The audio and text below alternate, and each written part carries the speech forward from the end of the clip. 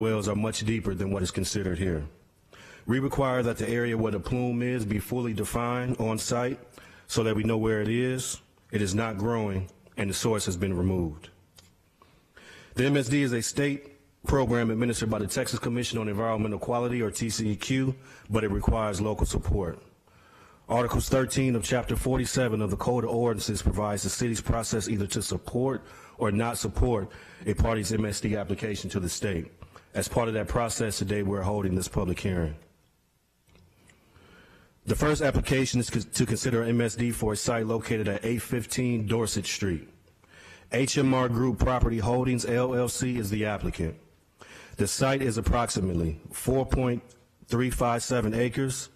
The site operated as a oil field pipe salvage, refurbishing storage yard under the name of Cactus Pipe and Supply from 1953 into 1992. In 1986, the site was sold to the city of Houston, but continued to operate as a pipe yard until 1992, when the property was vacated. The property has been vacant and unused since 1992. From 1997 through 2013, a series of environmental investigations, response actions, and remediation efforts were completed at the site. These initial environmental assessment efforts were performed on behalf of the City of Houston by the United States Environmental Protection Agency, or EPA, but was later completed under the supervision and jurisdiction of the Railroad Commission of Texas and the Texas Commission on Environmental Quality.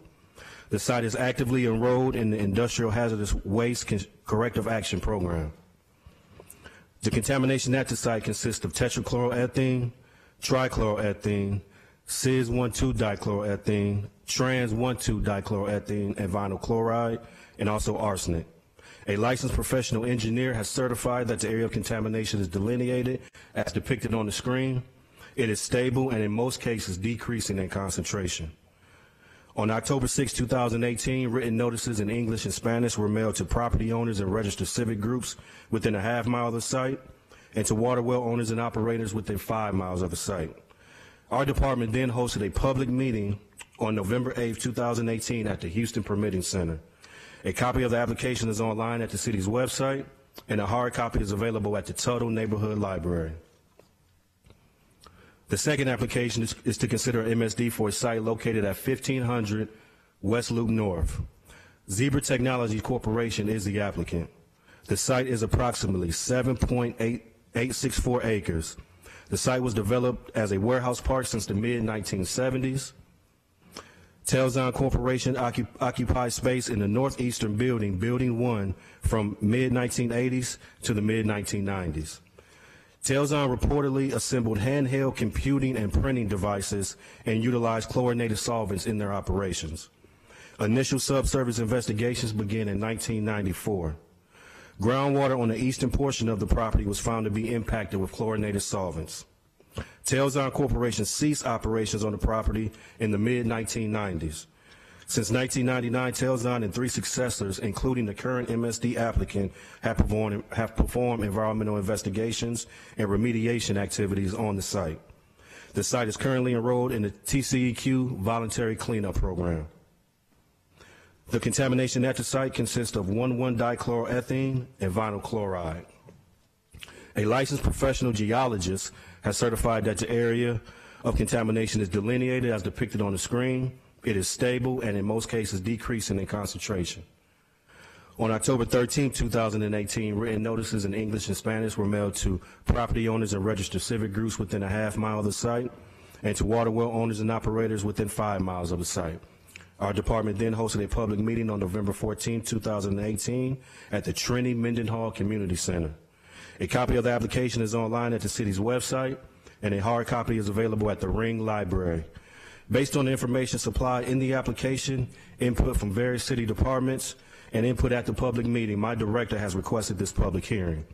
Depending on the outcome of today's hearing, the director of Houston Public Works will request that council take action to support these MSD applications.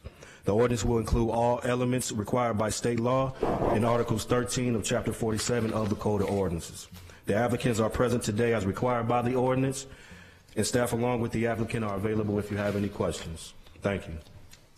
Thank you, Mr. Wooten, and I appreciate that the applicants are here today. We do have one council member in the queue, and we will begin with her, my colleague, Councilmember Castex Tatum. Thank you for your presentation. I had a couple of questions.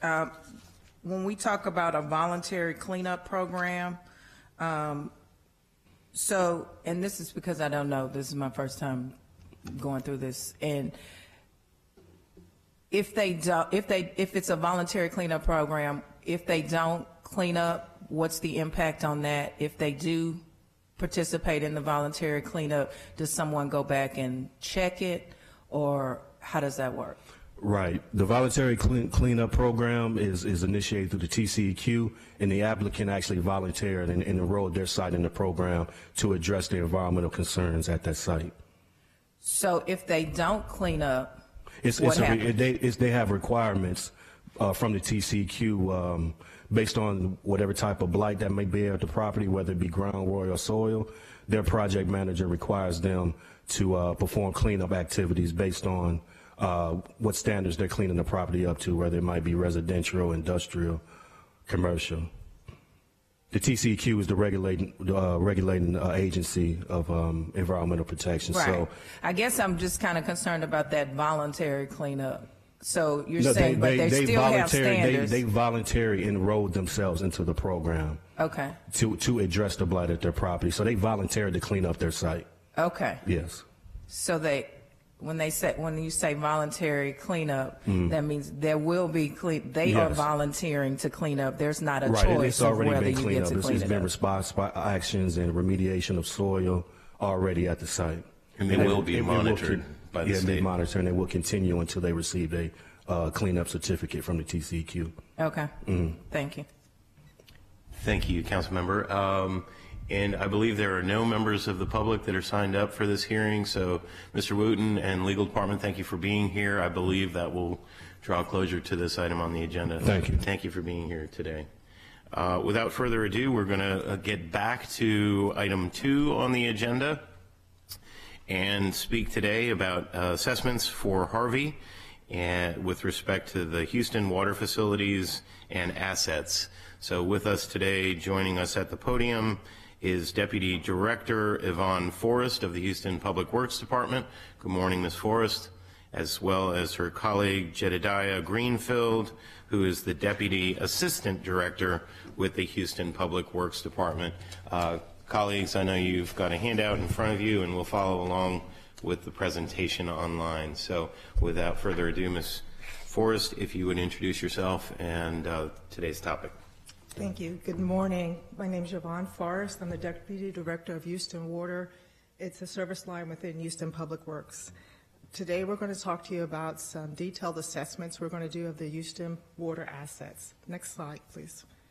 The assets within Houston Water are comprised of 2 systems. Our wastewater system has 39 wastewater treatment facilities, 383 lift stations, and well over 6,000 miles of pipes that convey the waste to these facilities. And then our drinking water system has 3 surface 100 groundwater wells and a little over 7,000 miles of pipes. The difference between the icons on this slide denote what we're here to talk about. Are the assessments are the ones with the arrows. The ones with the diamonds already are under contract, and those contracts have come before council already. Next slide, please. So right after Harvey, we had a series of health and safety inspections of our assets to make sure that staff could go back on site and start up and operate the facilities. Those were primarily visual assessments and documenting the damage with pictures. Since that time, we've had inspections with insurance companies, Tetra Tech, and FEMA have come on site. Again, these are very visual inspections to determine the level of damage to our facilities. What we want to do now, and what we're bringing before you, are a series of contracts to do detailed functional asset tests. The challenge we've seen is once we've done the health and safety inspections and we start the facilities, every inspection that came afterward may have seen the facility operating, so they don't understand the level of damage, how the life of an asset may have been impacted because it was inundated with floodwaters. And so these inspections are going to document the latent damage and determine if we've lost asset life. Just because a pump is running doesn't mean it still has the same amount of life it had before a flood. And we're going to use that documentation in our FEMA negotiations. The final thing we're going to do with this is build up our strategic asset management, and we have a further slide into that, but basically we want to make sure that we're not spending money to repair assets and the initial investment in buying that. So if we originally bought a pump for $15,000, we don't want to end up spending $20,000 over its life to keep it running. Next slide, please.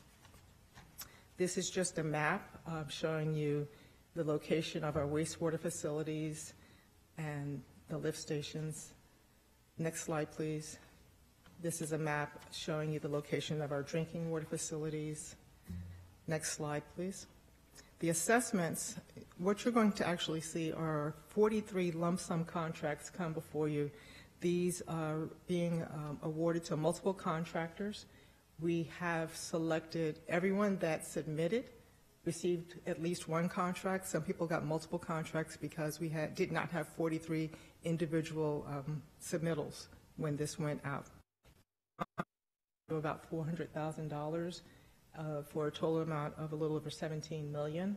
We are funding these assessments by deferring CIP projects that we had programmed for facilities. We want to make sure we're spending the money smartly and not just continuing because we had a project on the books previously. Next slide, please. Oh, I'm sorry, the most important bullet on that is if this turns into a FEMA reimbursable project, these assessments and the previous assessments will all be included in that potential FEMA reimbursement. This map before you is showing how the contracts are separated.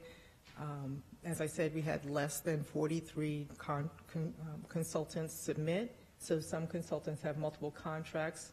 They are grouped according to level of effort. So if you have a very large wastewater facility, you may have two small lift stations near there. If you only have lift stations, we try to keep those all geographically grouped together. Next slide, please. What we expect to receive from these assessments are technical analysis and reports detailing the damage done by Harvey and then the cost to repair. It may not just be replacing equipment. It may require us to bring equipment into code because when it was installed, the codes may have been different at the time. And again, we're going to feed that information into our FEMA team for negotiation.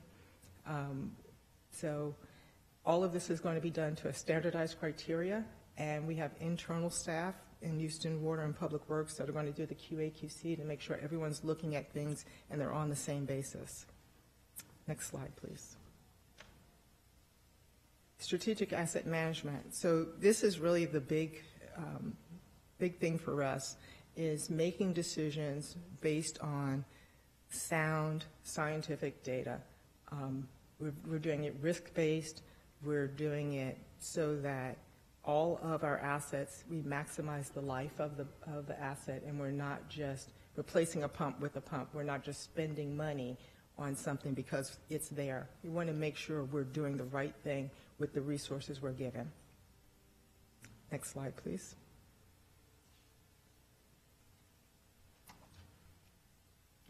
So this last slide here puts these contracts in terms of a timeline of what we've been doing in terms of the FEMA process.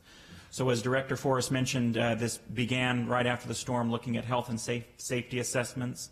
That concluded, and then over the last several months, we have worked with FEMA and our consultants to go and document that damage. So these are really that next piece. This is really looking at latent damage. This leads us to, under FEMA's new delivery model, there's a lot more that happens up front in terms of documenting the damage. And so the point here is to really make sure that we understand what the damage is that we do not see. And so these contracts address that damage so that we can adequately go and make sure that we're receiving all that we need to from FEMA to move forward. Once we have that data and that information, that then leads us to our negotiations with FEMA to create project worksheets and to move those forward for construction and repair. I believe that's the last slide there. Any questions? Well, thank you both for that. I think we do have one question from my colleague, in fact, several questions. But before we get into those, let me welcome to the table our colleague, Councilmember Amanda Edwards is here with us this morning, as well as the rest. So without further ado, we've got Councilmember Robert Gallegos in the queue. Thank you, Chair. Thank you for the presentation. If I heard you correctly, you mentioned something regarding deferred CIP projects, correct? Correct. So FEMA has not funded or given any monies for these projects yet? We have not received any money yet. But you are using deferred CIP project funding that was on the books to do these repairs in hopes that once you get the monies from FEMA, then we can put these projects back on to the books. We want to use the money from the deferred projects to do these assessments, and we'll probably replace some of these projects. Some of the projects were for the facilities that were completely inundated to do minor improvements or major rehabs, and we're not sure that that's the smart thing to do with the asset right now until we understand the level of damage at those facilities. So my concern is that, for example, in District I, the city was going to reconstruct some streets over there off of Harrisburg, full reconstruction. But it's been put on hold due to the fact that we're going to be using that monies for city facilities. So what I want to find out is, when will that monies that was going to that project on those streets off of Harrisburg go back to that project initially, that CIP project? In other words, I don't want it to get lost. I mean, that's my fear. It's been approved. It was supposed to start in 2021, but now we're using that monies from that project to repair city facilities. So I want to make sure that once you get monies from FEMA, that money is going to go back to that project and it doesn't get lost.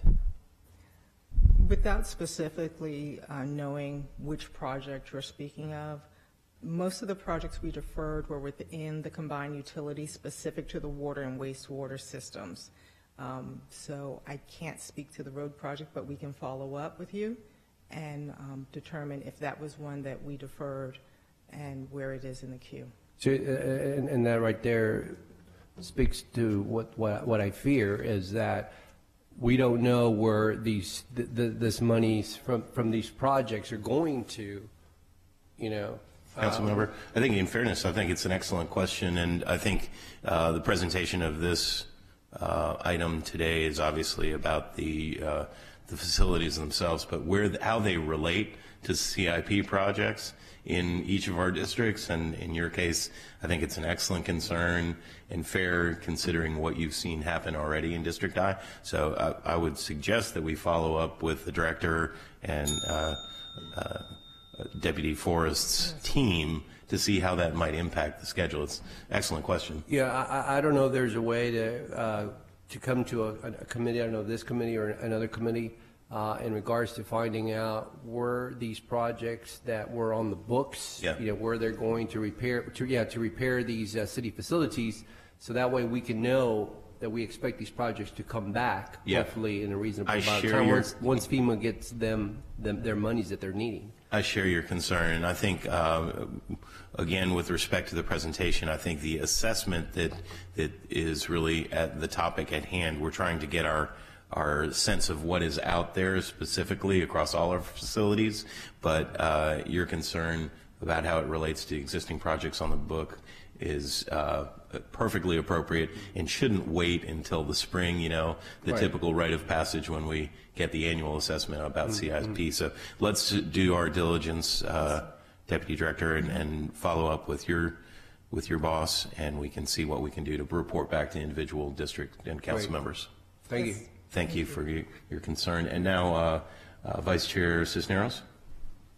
Thank you, Chair. I was interested in hearing more about resiliency it is related to this. I appreciate the thoroughness of this report and just really paying a lot of attention to all the pieces that help give us the documents and the data that we need to have a really persuasive case for FEMA.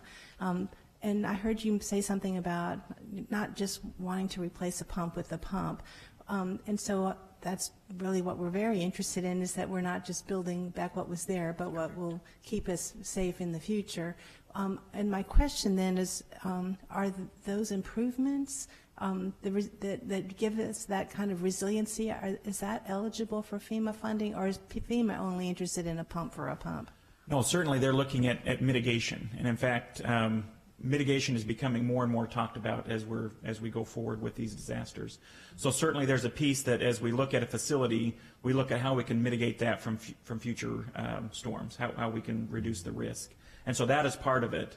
And then the other significant part that Director Forrest mentioned is bringing it up to codes and standards. So those are two really big pieces that we will utilize in building a more resilient system as we move forward through repair. Okay, good.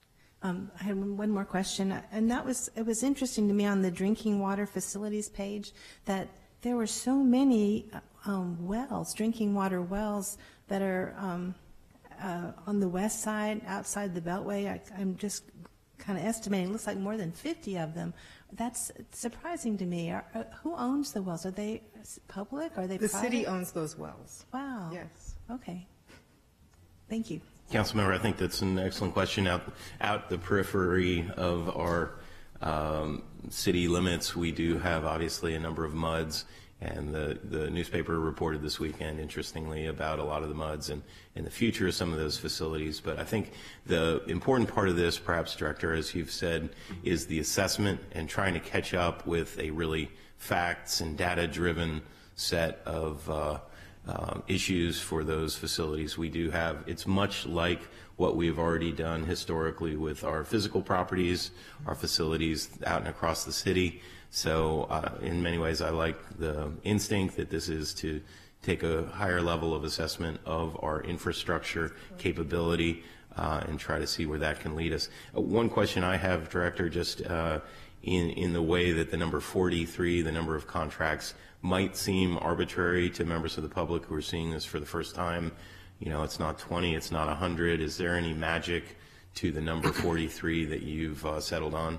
When we laid out all the facilities and the level of effort to get the detailed information back in a timely manner to be useful with the FEMA negotiations, it just kind of fell out. It is an odd number. And then when we didn't get enough consultants so that everyone would have an individual contract, it just made it even odder on how we divided the properties for assessment. So some balance of the ease of administration and Yes. fairness in the marketplace? Yes. Okay, well, I appreciate that, and the maps that you've compiled, the legibility of the graphic symbols, that's all very helpful. So thank you. I don't believe that there are any members of the public who signed up, and there being no other council members or staff in the queue, I thank you for your presentation today, and I believe with that we will be moving on to the final item on our agenda today. Item 5 is a topic focused on the Bagby Street Improvement Project.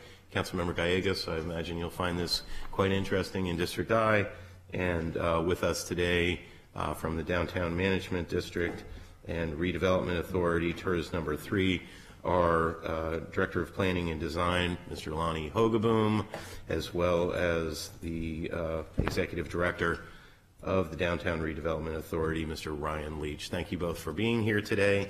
And again, I believe we have a handout in front of us and the presentation on the screen.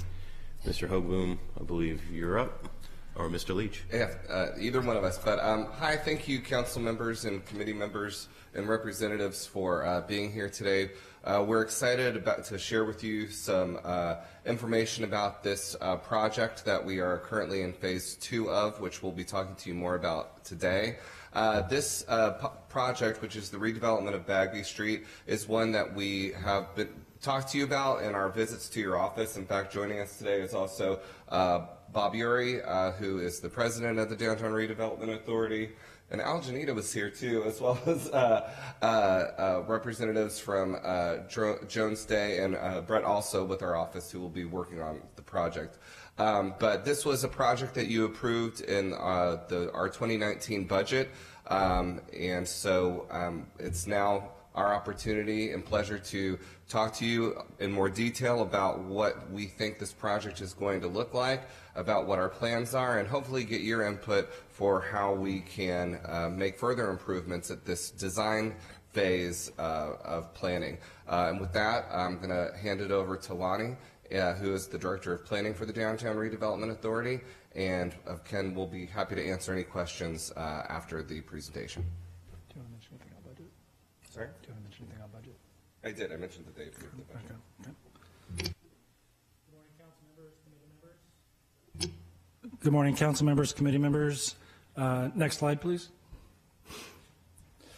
Shown on this slide is the team selected to design, engineer the Bagby Corridor Improvement Project led by Jones and Carter. Our urban design landscape team is SWA. Representatives from both firms are here. I'd like to report a 27% minority, woman-owned, small business, disadvantaged business enterprise participation in the project. Next. For all of the projects that the Redevelopment Authority and the Downtown District undertake, they are grounded in prior planning efforts. And so as Director of Planning, it's key to me that as we implement those capital projects, we're relying on the recommendations of prior efforts. Houston Bike Plan, adopted by City Council in February of 2017, identified the Bagby Corridor as one of several downtown adjacent corridors for future bike improvements. You'll see in the upper right slide and then the lower street section the standard or the recommendation from the bike plan for the type of facility we have proposed for Bagby. Next. Next, please. Also a recent planning initiative by Houston First is a Theater District Master Plan, which identified Bagby Corridor as a key component of Theater District enhancements. So this project is advancing the recommendations from the Theater District Plan to link the Theater District to the Civic Center. That includes in the lower corner a rendering from Texas Avenue looking south towards City Hall. And then in the center is a schematic of potential redevelopment of Bayou Place, which would alleviate that issue of the bridge structure of Bayou Place over Bagby Street. Not something we can work around today in our project, but something in the future. Next, please. And a significant planning effort from the Downtown District, the Redevelopment Authority, Houston First, and other partners was Plan Downtown, issued in November of 2017, just about a year old. It includes on the west side improvements for Bagby Street. The plan is grounded in 4 strategic pillars, which then resulted in over 150 recommendations advanced in the plan, one of which is this Bagby project. Next. And this is an excerpt from Plan Downtown focusing on the west side of downtown. Number 16 is actually the highlighted note for the Bagby improvements. But there, as you can see, a host of potential projects, related development projects, both public and private, for the west side of downtown. Next. Ryan mentioned this as phase 2 of a larger effort. So in summer of 2016, we initiated the Bagby project with a traffic impact analysis that was conducted by Traffic Engineers, Inc. They went through a very deep traffic analysis, traffic counts, level of service, and then working with what we had assembled as what we call the Stakeholder Advisory Committee, comprised of city department leads, Houston First Theater District representatives, private ownership interests from Landry's at the aquarium, post office site, Brookfield on the southern end of the project. About a 35-member stakeholder advisory committee advanced this initial phase with this alternative 2, showing Bagby going in its section down to primarily 3 to 4 lanes of traffic, with a bicycle facility on the eastern side of the street. Next. One of the key outcomes in that phase one effort was the stakeholder request that Bagby Street be understood in a larger context. So one of the things that we've done, the Redevelopment Authority has funded the General Services Department to conduct a approximately 6-month master planning study for city-owned facilities on the west side of downtown, both sides of Interstate 45, looking at the Civic Center, the police facilities, municipal courts, fire facilities, as well as the public park assets. That plan is in process. Some of you have been able to participate in that. That plan should be released in about a month towards the end of the year. Next. And a key component of the Bagby planning and these capital improvements is that the project has to work in 2 iterations, the current configuration of Interstate 45, and then what this slide is showing is the future downtown connector, which is part of the North Houston Highway Improvement Project by TxDOT, where the lanes of 45 will be rerouted, but on the west side we will have this new spur-type structure. Traffic volumes will reduce significantly on the west side of downtown as they relate to Bagby Street traffic. Next. So Bagby is a really unique street in the city. As all of you know, you drive on it, walk across it every day. It's host to a number of key city assets, not least of which is our City Hall, also the Annex, Central Library, Theater District facilities. Next. And then we took particular notes during our phase one effort to observe, recognize that it's also what we call the street of parks, from Sam Houston Park to Tranquility and Little Tranquility to Herman Square to Sesquicentennial Park on the north end, the full length of Bagby flanked by Buffalo Bio and the major investments that have happened along there. So it really is a key corridor, unique in the city in that it supports a number of key city assets. Next. Key to the process in terms of phase one efforts and now phase two efforts is the extensive stakeholder coordination that we've conducted. You can see here just some of the meetings that we've held. These are all from the current design phase. One-on-one meetings with property owners, city departments in terms of projects that are currently in the works, projects that are forthcoming, and what can Bagby do to support those efforts going forward. Next.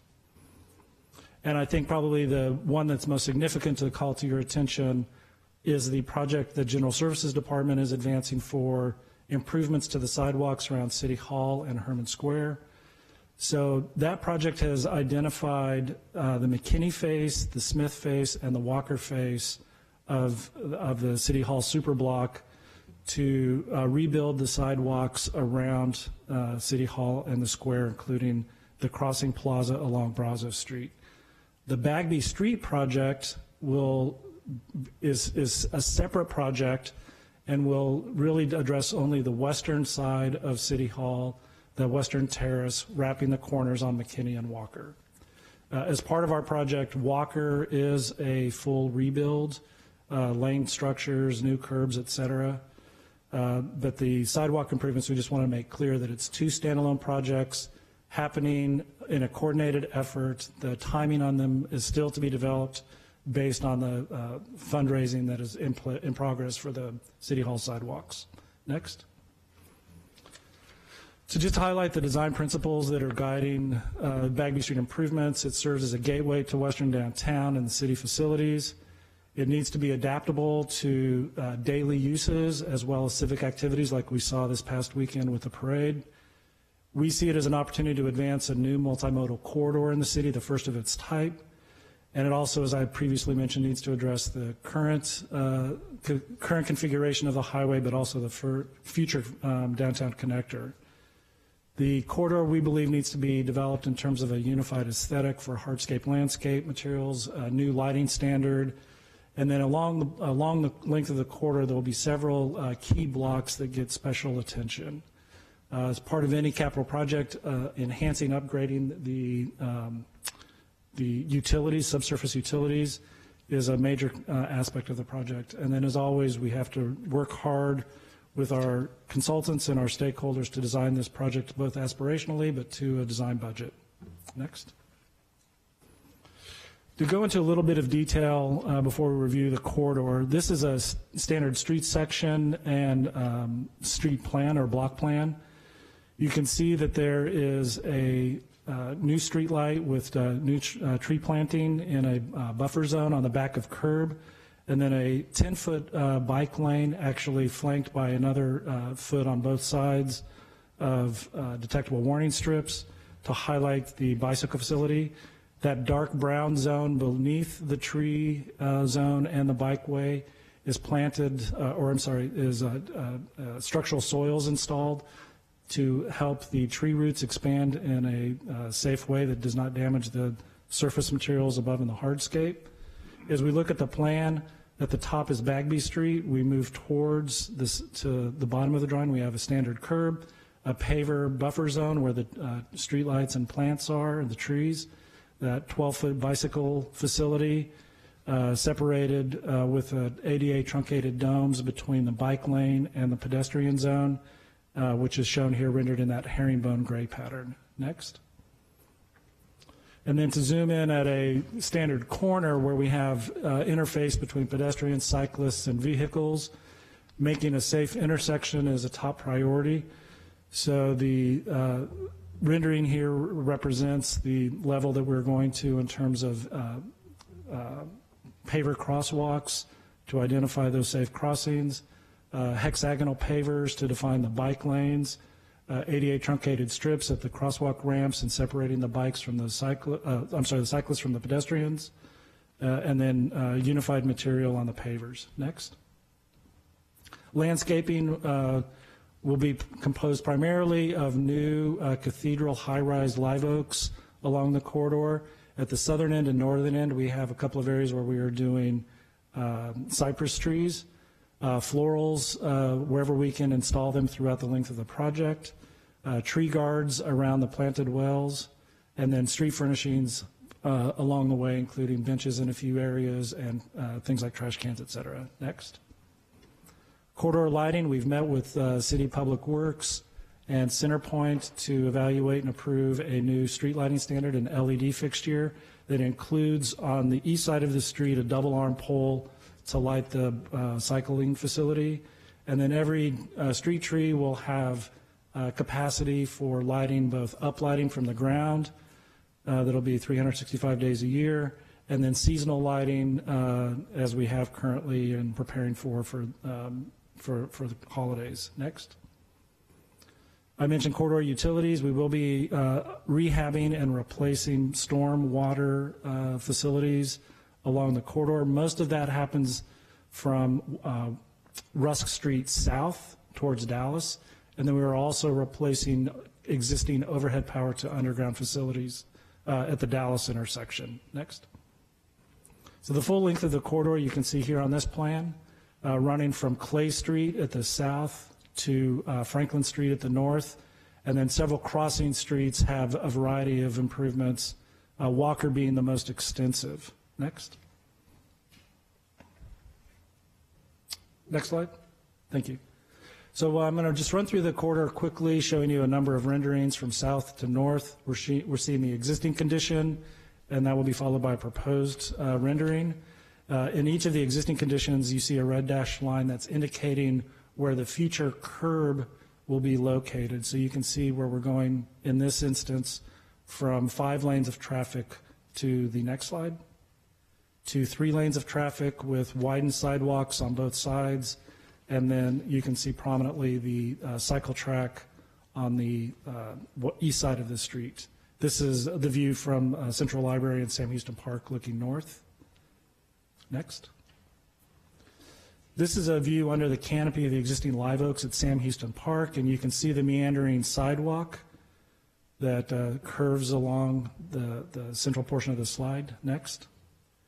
So we've met with the Mayor's Office of Special Events, Parks Department, General Services Department, Heritage Society, and are proposing one of those special moments at this block where the fence will be straightened out into Sam Houston Park without adversely impacting event space.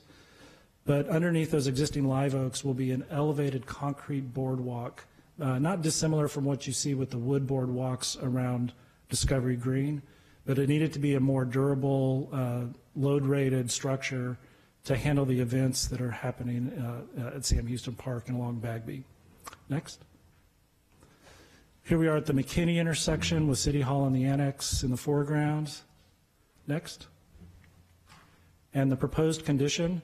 So I should mention, spend a moment on this, the existing oak trees surrounding City Hall were evaluated by General Services Department and the Parks and Recreation Department and the Urban Forester as part of the City Hall Sidewalk Improvement Project. On the Bagby face, there are currently 6 trees. 3 of those are compromised or in decline. What our project on Bagby proposes is that the existing oaks will be removed and new oaks will be installed in their place. We'll go with a large caliper 12-inch oaks, both on the City Hall side as well as new trees that are not currently in place on the Annex side. Next. This is the view, existing view at Tranquility Park with Hobby Center on the left. You can see how far the curb is extending to provide, next slide. A future condition like this where we have the planted zone adjacent to 4 lanes of traffic with a 12-foot wide bike lane and then actually 2-tier sidewalk. There's an existing raised sidewalk that all of you know about that's in Tranquility Park. This will allow for a new sidewalk at street level adjacent to the existing exhaust plenum from the parking garage below. That white band that you see running horizontally is that exhaust air intake, and we'll be able to do a perforated metal with a lighting feature along that edge. Next. And then from Bayou Place looking south back towards City Hall, this is at Little Tranquility. Next slide. And the future condition with, in this block, 4 lanes of traffic as they interface with the light rail facilities on Capitol and Rusk, with a turn lane from Bagby onto Capitol. Again, you can see the bike lane to the left side of this image. Next slide, please. So that's kind of a quick run through on the project. Just to update you on the project schedule, we've submitted a 60% package to Houston Public Works and are receiving those comments during December. December 6th, we will be holding at the Julia Idison building a public meeting to review this project, and majority of the images that are in your presentation today will be shown to the public. February of next year, we're submitting 90% plan documents to Public Works. We will have then a second public meeting in March, essentially showing the final proposed improvements. In April, busy couple of months, we'll go through final plan submissions for permitting and approvals and begin our contractor procurement process. Our intention is to award the contract for construction in June of 19. With an estimated 2-year construction duration. We realize that there are a number of special conditions that we need to honor during the construction of this project, not least of which is moratorium during council meetings on construction and demolition, so we will do our best to deliver the project so that it has the least impact to your daily operations. The end of the presentation has a block-by-block plan diagrams of each section. I did not intend to go through those, but Chair Robinson, if there's anything that you would like to review and plan, I'm happy to do that on a block-by-block basis. Well, first, let me thank you for the presentation. It's very exciting, I think, and bodes well for the ability for us to both carry on daily life in our municipal campus downtown, but also to enhance our potential to host festivals and other city-oriented public business. I'm excited about it. I see some words that, as an architect, I will tell you sometimes are a little bit of red flag with typical street section. The word typical in general that suggests a standard that's applied throughout. And I think maybe if we were to go through the upcoming street sections, we might see what is, let's say, the norm, And where at the beginning of your presentation, I know I saw a section that looked like it had 2 lanes and then later 3 lanes, and perhaps if we just go back for one moment to the previous image, it looks like there is for instance, it looks like 5 lanes right there. Yeah. So there's not perhaps a prevailing standard, yet a norm that is modified for applicable corners and intersections. But I do know that we have some colleagues with their names in the queue, and again, I'd encourage any members of the public to sign up at the list at the front. But let's begin now with Vice Chair and Councilmember Cisneros. Thank you, Chair, and thank you, gentlemen. I'm very excited to see the real focus on safety for the interfacing of pedestrians and bicycles and vehicles. I think the way that the bike lanes and the walking areas, are seem really thoughtful and protective of everyone. So thank you for that. I mean, that intention seems consistent through here, and we certainly know we have a lot of work to do throughout our city, but where there's opportunities to do so, we totally need to. We've got other challenges, other places where there's not so much right of way, but here we have it. So thank you for making that a priority. I wanted to just say how excited I am about the Western Downtown Facilities Master Plan. You said that that's going to be released in about a month. I'm very interested in that, and I hope that the overall vision for it just is bold and ambitious as it can be. I know that we've got a number of issues, at Sam Houston Park with our historic buildings that are in prone to flooding. We need to get them out of harm's way. We have a library that really could be a much better facility someplace else. I think that Tranquility Park is, it's prime public space right downtown, and it's hard for people to use it because it just doesn't accommodate very many people. So and then in the municipal courts, but maybe as we're also figuring out our transit plans and how that can be maybe part of this too. I think that's and integrating that into the system, and then the future of the old post office. I hope that somehow that can, be an important piece of this. But there's lots of opportunity, and I, don't underthink it. I mean, I think really be bold, have lots of room in there. I know this is, many years into the future but this will be the roadmap. So have lots of opportunities for future opportunities that we don't even maybe have at this time.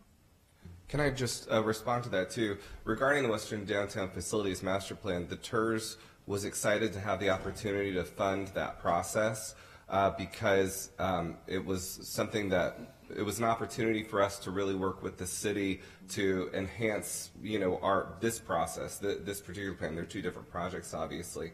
But it's been, we've had a lot of support from city directors, from council, from the mayor's office, and a lot of participation. And I've worked with city council for a long, long time, and I don't think I've seen something quite on this scale where everyone's really giving their input and working together. So the Downtown TERS is excited that we're able to fund and support that. So thank you for that acknowledgement. Thank you. Thank you, Vice Chair. And if I may add, just so that everyone's aware, the General Services is hosting the second public forum on the West Downtown Master Plan this Thursday night at the Fondy Center, 4 to 7 p.m. Thank you for that public service, and that'll be an interesting session. Councilmember Gallegos. Thank you, Chair. I know I attended the last meeting that y'all had, and I asked these questions, but just for the record, I'm going to be asking them again. In regards to Sam Houston Park, the Heritage Society, as you know, they've been working with Houston First to try to find what they can do to hopefully get more revenues coming their way for the Heritage Society. So Bagby, the way it's being designed, is the plan for the future basically to close off certain sections of Bagby for festivals and what have you? It would be similar to the way that existing city facilities, city events or park events, when they need to go through a standard street closure, that can still happen on Bagby. That would include Dallas, Lamar, and Bagby surrounding the park. Good. I'm glad to hear that, because one of the issues that the Heritage Society is having is that their chapel that they rent out for weddings and what have you, that sometimes they cannot rent it out due to the fact that there's events at Sam Houston Park. So they're missing out on that revenue. So I'm hoping this is being taken into consideration. So if there is events, the events will take place hopefully on Bagby Street, which leaves the chapel, so that way the Heritage Society can still rent it out on Saturdays or Sundays or what have you, so they won't miss out on that revenue. So I'm hoping that that's being taken into consideration. Another issue that I had brought up is regards to, it was brought to my attention that they're looking at possibly changing the sign code ordinance for downtown, the Central Business District, which I do support, with limitations and with designated areas. So I'm hoping that once Bagby is redesigned, that you take it into consideration in regards to hopefully some signage to help promote the theater district, to help promote the hobby center events that are going on, because I'm sure that this Bagby in the future will be a very nice pedestrian street where you'll have people from out of town coming in, and that way when they're walking along Bagby, we can promote what's going on in the theater district, what's going on at Hobby. So hopefully that's taken into consideration. So when we do look into the sign code ordinance, we can hopefully include that section of Bagby into the designated areas in the Central Business District. Okay. In regards to Sam Houston Park, aside from the improvements that the Bagby Street project is going to be adding to it, the management district currently has an art installation that's there that is trying to drum up interest in that park, and the tourist has also set aside in their budget, which y'all approved, an additional about $100,000 to help make improvements to the Kellum Noble House. And so we're working closely with the Heritage Society because we find that we feel that park's an important investment too. So just to add on to this, there are several ways that the management district and the TERS are trying to improve that park. Back into the queue? We can put you back in the queue for sure. I know attending that same meeting with Councilmember Gallegos, having walked the local property around City Hall with Mayor and other members, we've very much had a focus on the longevity of what we install around the trees, and you mentioned the cathedral high-rise oak trees that are there. Perhaps you could expand on that just a little bit as well. I know that's been important to us in terms of putting down something that's going to have integrity, given that robust root base and some of those material selections that you've talked about. The new trees that we're planting are proposed for City Hall and Tranquility Park will be planted in a stabilized structural soil that is a mix of earth soil and rock that allow the roots to branch horizontally rather than what the roots around some of the City Hall trees are doing, which is growing vertically, which is what's buckling the sidewalks. So we believe that this technology, which is relatively new in terms of landscape design, will ameliorate those challenges with heaving the hardscape. Very good. Thanks again. Before I go back to Councilmember Gallegos, we have a member from Councilmember Knox's office. You speak. Very good. Actually, I'm calling on you. Go ahead. Thank you, Mr. Chair. Good morning, gentlemen. I was looking through your program here, and I want to follow up with a comment that the chair had mentioned about vehicle lanes. Are y'all proposing a reduction in the number of vehicle lanes? Yes. I hope not in front of City Hall or the City Hall Annex. In front of City Hall, it is going from the current 4-lane, one of which is a turn pocket, to 3-lane. And where are y'all planning to build a parking lot for all the fire trucks, delivery vehicles, and news media trucks that park typically on one of those lanes in front of the City Hall Annex? We are not proposing to build a serious I parking suggest structure. you sit in front of the City Hall Annex one day and look at the number of fire trucks that are parked there responding to emergencies, or look at the media vans that are there on council days. They typically block that one lane. And so I also suggest you station yourself there on the corner of Walker and Bagby, or McKinney and Bagby, between 4 o'clock and 6 o'clock, with all the traffic exiting downtown to try to get on the freeway. That's why they have the don't block the box, because it's always just jam-packed. So that's first thing. You'll need to rethink the closure of vehicle lanes. Second question, y'all had mentioned cobblestone effect on the streets. Is that like a brick at the intersection? It's crosswalk pavers. Many downtown intersections have those to separate the pedestrian crosswalk zone from the travel lanes. So is this going to be similar to the bricks or the cobblestone that you see on the Washington roundabout? That's the same material, but it's installed in a different way. One of the challenges at that Washington roundabout is It's a disaster. the circle effect and the energy of the vehicles is one of the things that causes the Buckling. bricks to shift. Right.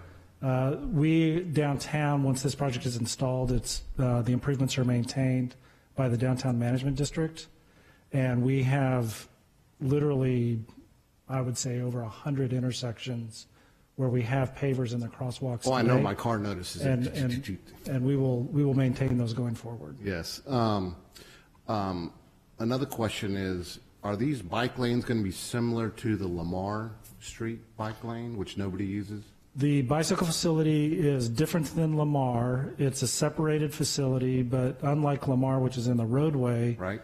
this is behind the curb, behind the tree planted buffer, on raised to the sidewalk level adjacent to the pedestrian area, with hexagonal pavers that designate that zone from the pedestrian zone. Okay. Who should we set up a meeting with for the council member to discuss this further? Well, I think it might be helpful, and I appreciate all those comments, and this is definitely the time to get them.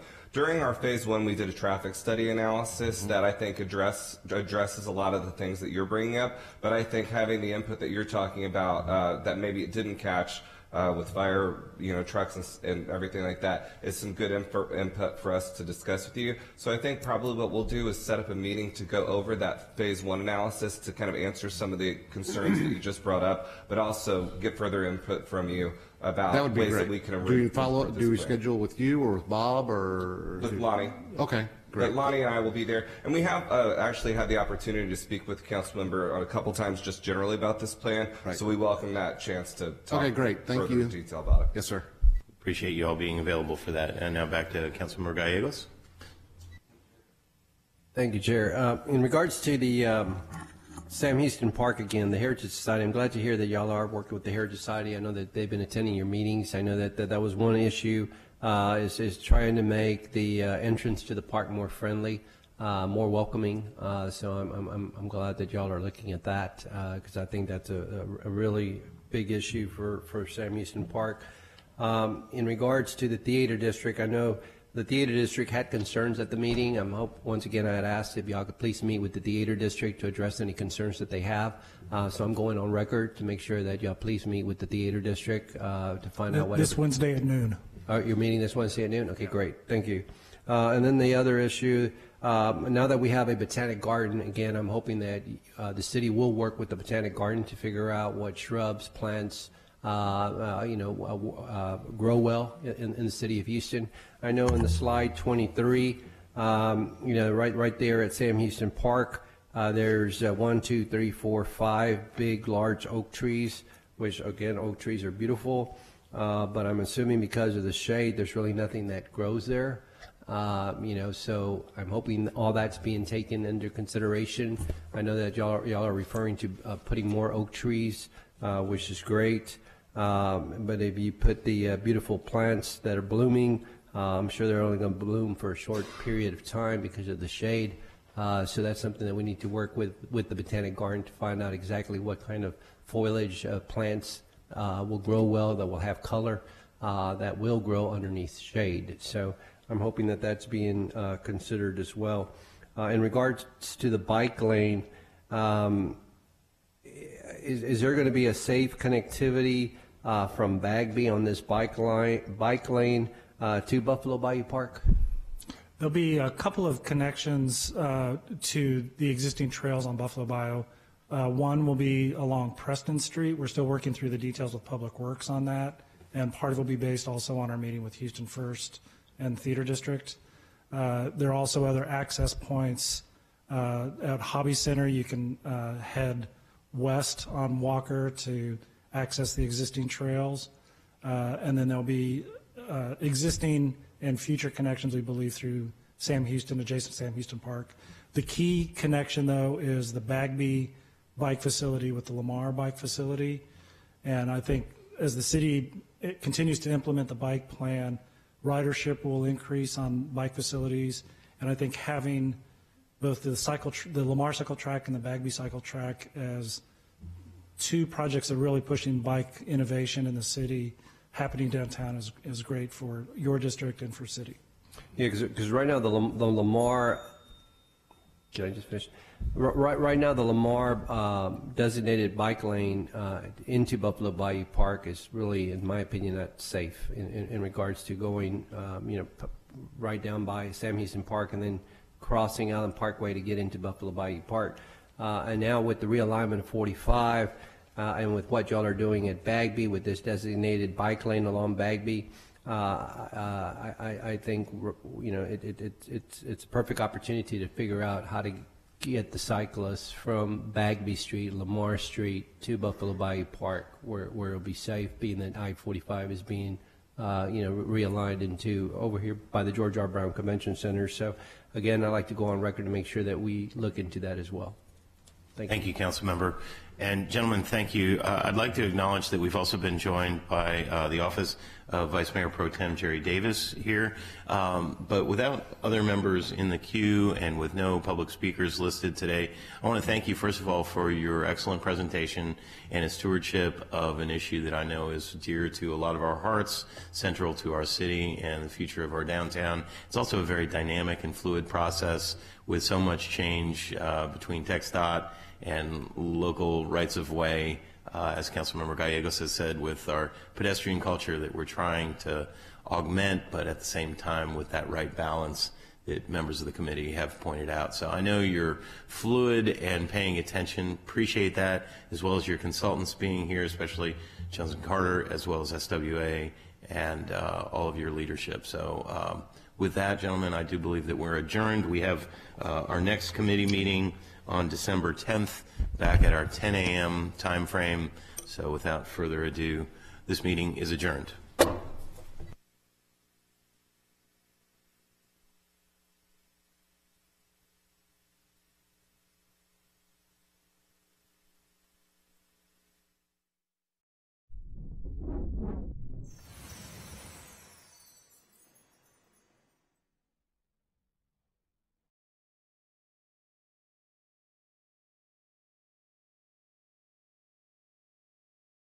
Gentrified it and now allowing people to live like this on the lower part of that district, and it's not right. Yeah, and again, it's a contractor who well, is we very need minor. to deal with that, and I'm Yeah. sure Mayor Pro Tem will. I know she will. But I'm glad. I'm gonna pass these. Can I hand her these pictures? You should. You certainly okay. may. All right. Thank you. Thank you. Thank you. There's no other questions. Thank you. Gladys. Thank you.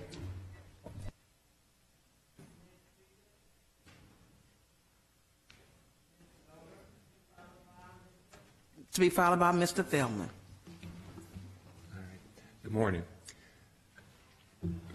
The reason why I'm here this morning is I'm asking for a little bit of help, a little bit of guidance in a problem that I'm having with adjacent piece of property next to me that the owners will not cut the grass. I have a handout here to just give you an idea of just how bad the problem is. Can you pull the mic over to you?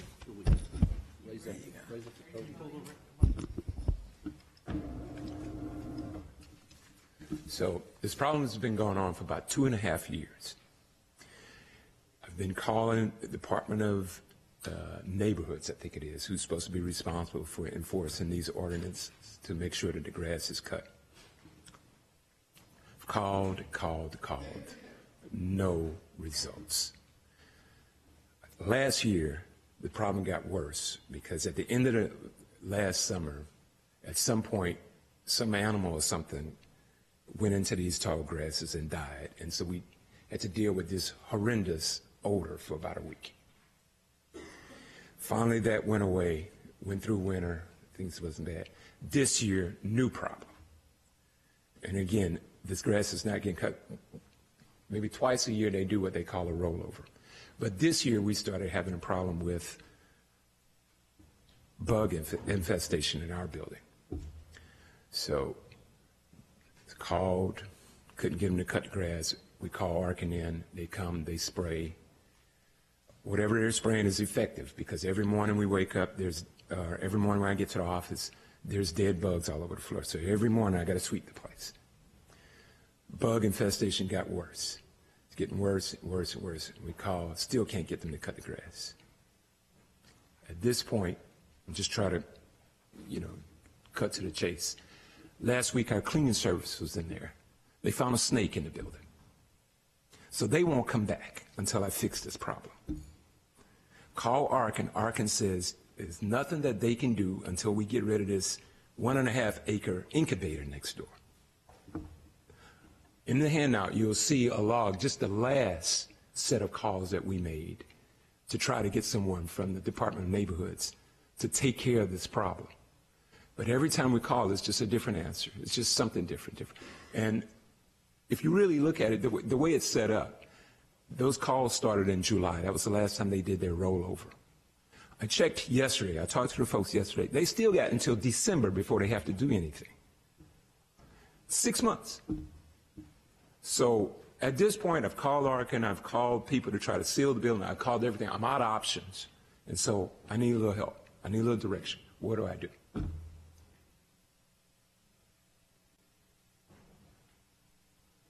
Okay, Councilmember Gallegos. Thank you, Mayor Pro Tem. Mr. Gobert, again, I understand from the Department of Neighborhoods that there's a court hearing on December the 4th where the property owner should attend, and if he doesn't, then we'll proceed to see what we can do. I see the time frame in regards to the calls that you made, but I wish you would have called my office and we could have followed up with the Department of Neighborhoods as well. I know that you and I have spoken in the past in regards to that property next to your property. So again, I understand there's a court hearing on December the 4th, and I'm hoping that the property owner will show up, and if he doesn't, then we'll proceed to see what we can do to get it cut and just get a lien on that property owner. So, and I don't mean to be disrespectful, but that's the problem. Mm-hmm. The problem is I don't need anybody to call up there and tell them to come cut the grass, because 3 months later I'm going to be right back here. Mm-hmm. I need to fix the problem. If you look at the pictures, you'll see the grass at some points is 7 foot tall. Mm-hmm. Look at pictures. And at 7 foot tall, they're going to come out and put a little placard on a piece of property that says, you're in violation. It's supposed to be cut at 9 inches. The grass didn't get to 7 foot tall overnight. Right. And then secondly, when they put the violation down, it still got 2 months before we have to do anything. So the problem is this. It's not working. This process that you have is just not working. That's what I'm here to address. And like I say, the court hearings on December the 4th, we'll see exactly how that turns out. But again, when this grass starts to grow, feel free to call my office, and we will call the Department of Neighborhoods to make sure it gets taken care of. Once again, no disrespect. Mm-hmm. I called your office. Well, and you see the log that I called the Department of Neighborhoods. Your office directed me back to the Department of Neighborhoods. Well, I've checked with my office, sir. You did not call my office regarding this issue. You've called my office regarding that you're wanting to buy this property. That we've dealt with in the past. But in regards to the long grass, you have not called my office regarding the long grass.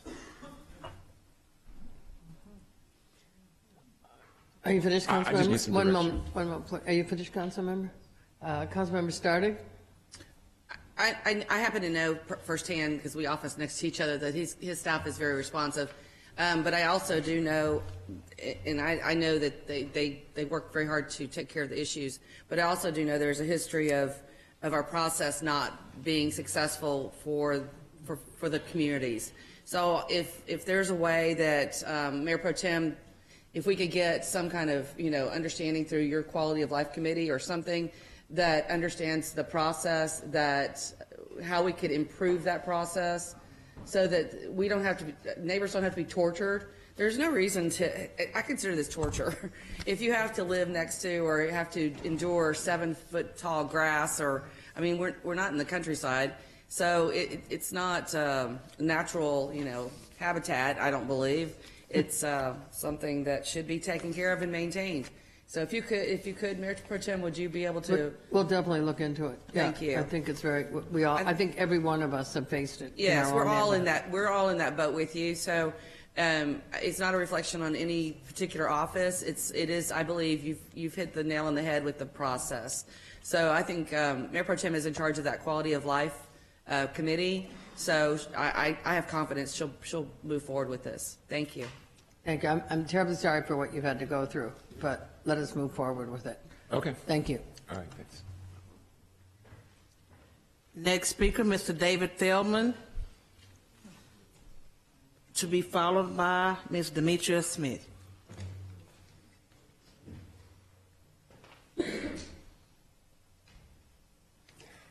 Mayor Pro Tem, council members, thank you for the... Can you move into the mic? Oh, certainly. I wasn't offering you a drink. I just wanted you to move into the mic. Thank you for the opportunity to appear before you today. I was curious, have you narrowed the seats in the gallery since the last time I was here, or have I just gotten wider? I don't know.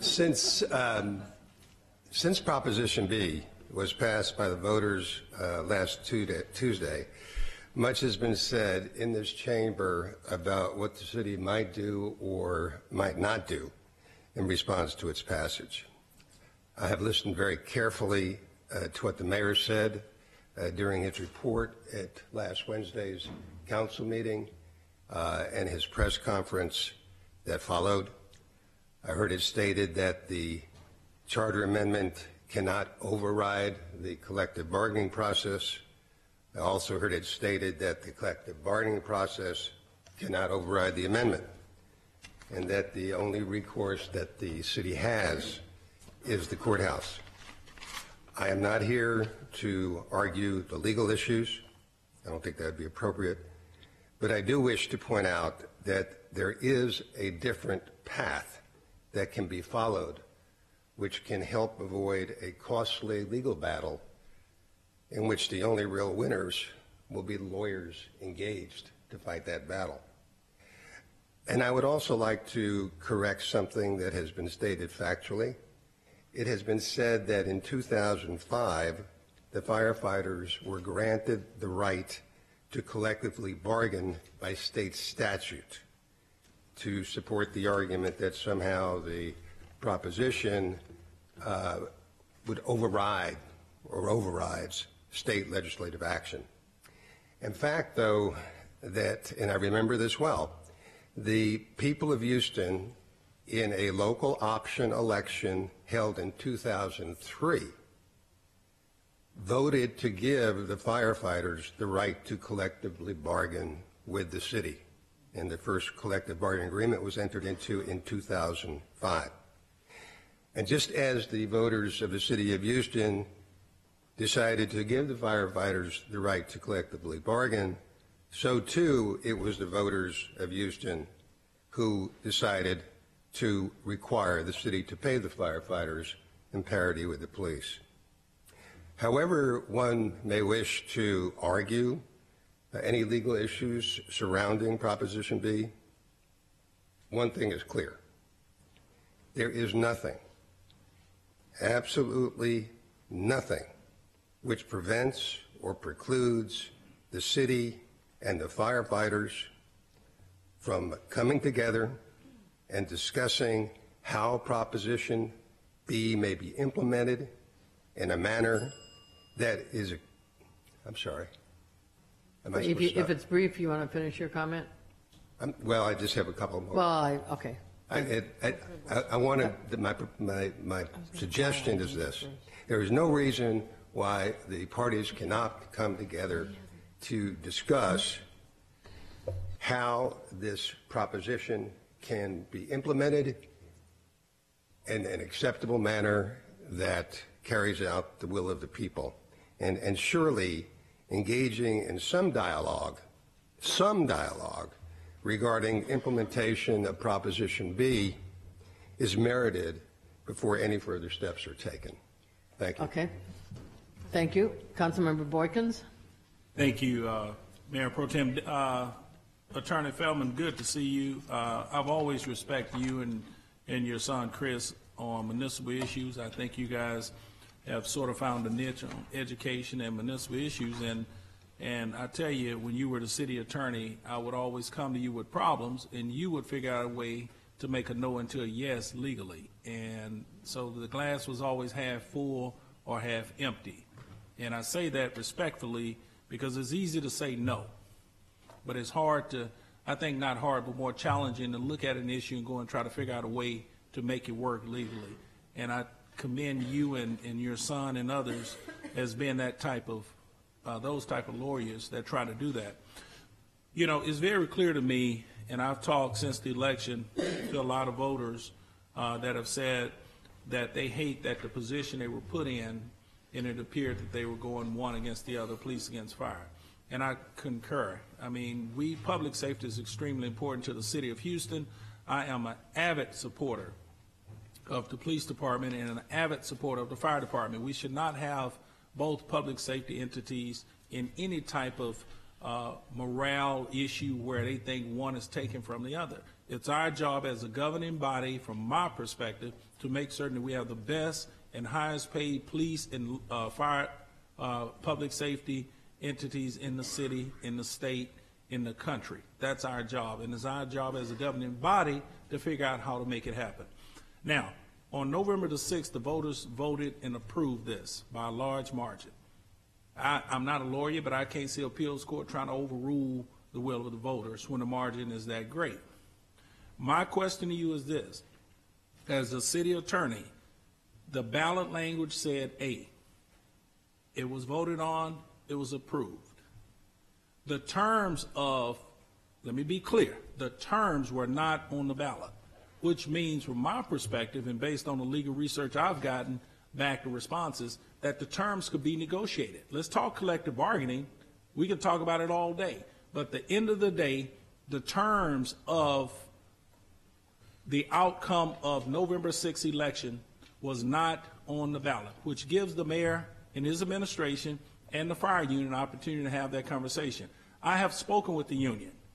They said to me, council member, we don't have to, our goal is not to try to bankrupt the city. We can work out a 3-year a phase-in opportunity on the term, basis on the terms. So my question to you as a legal scholar in this area, were the terms on the ballot, which we know the answer is no, but can the terms be negotiated so financially we can work this thing out in the terms of 30 million, whatever the number may be, because I refuse as a governing body to sit here and allow a police officer or a firefighter to lose their job based on us making an easy decision to say, let's lay them off. I'd be damned if that's going to happen under my watch.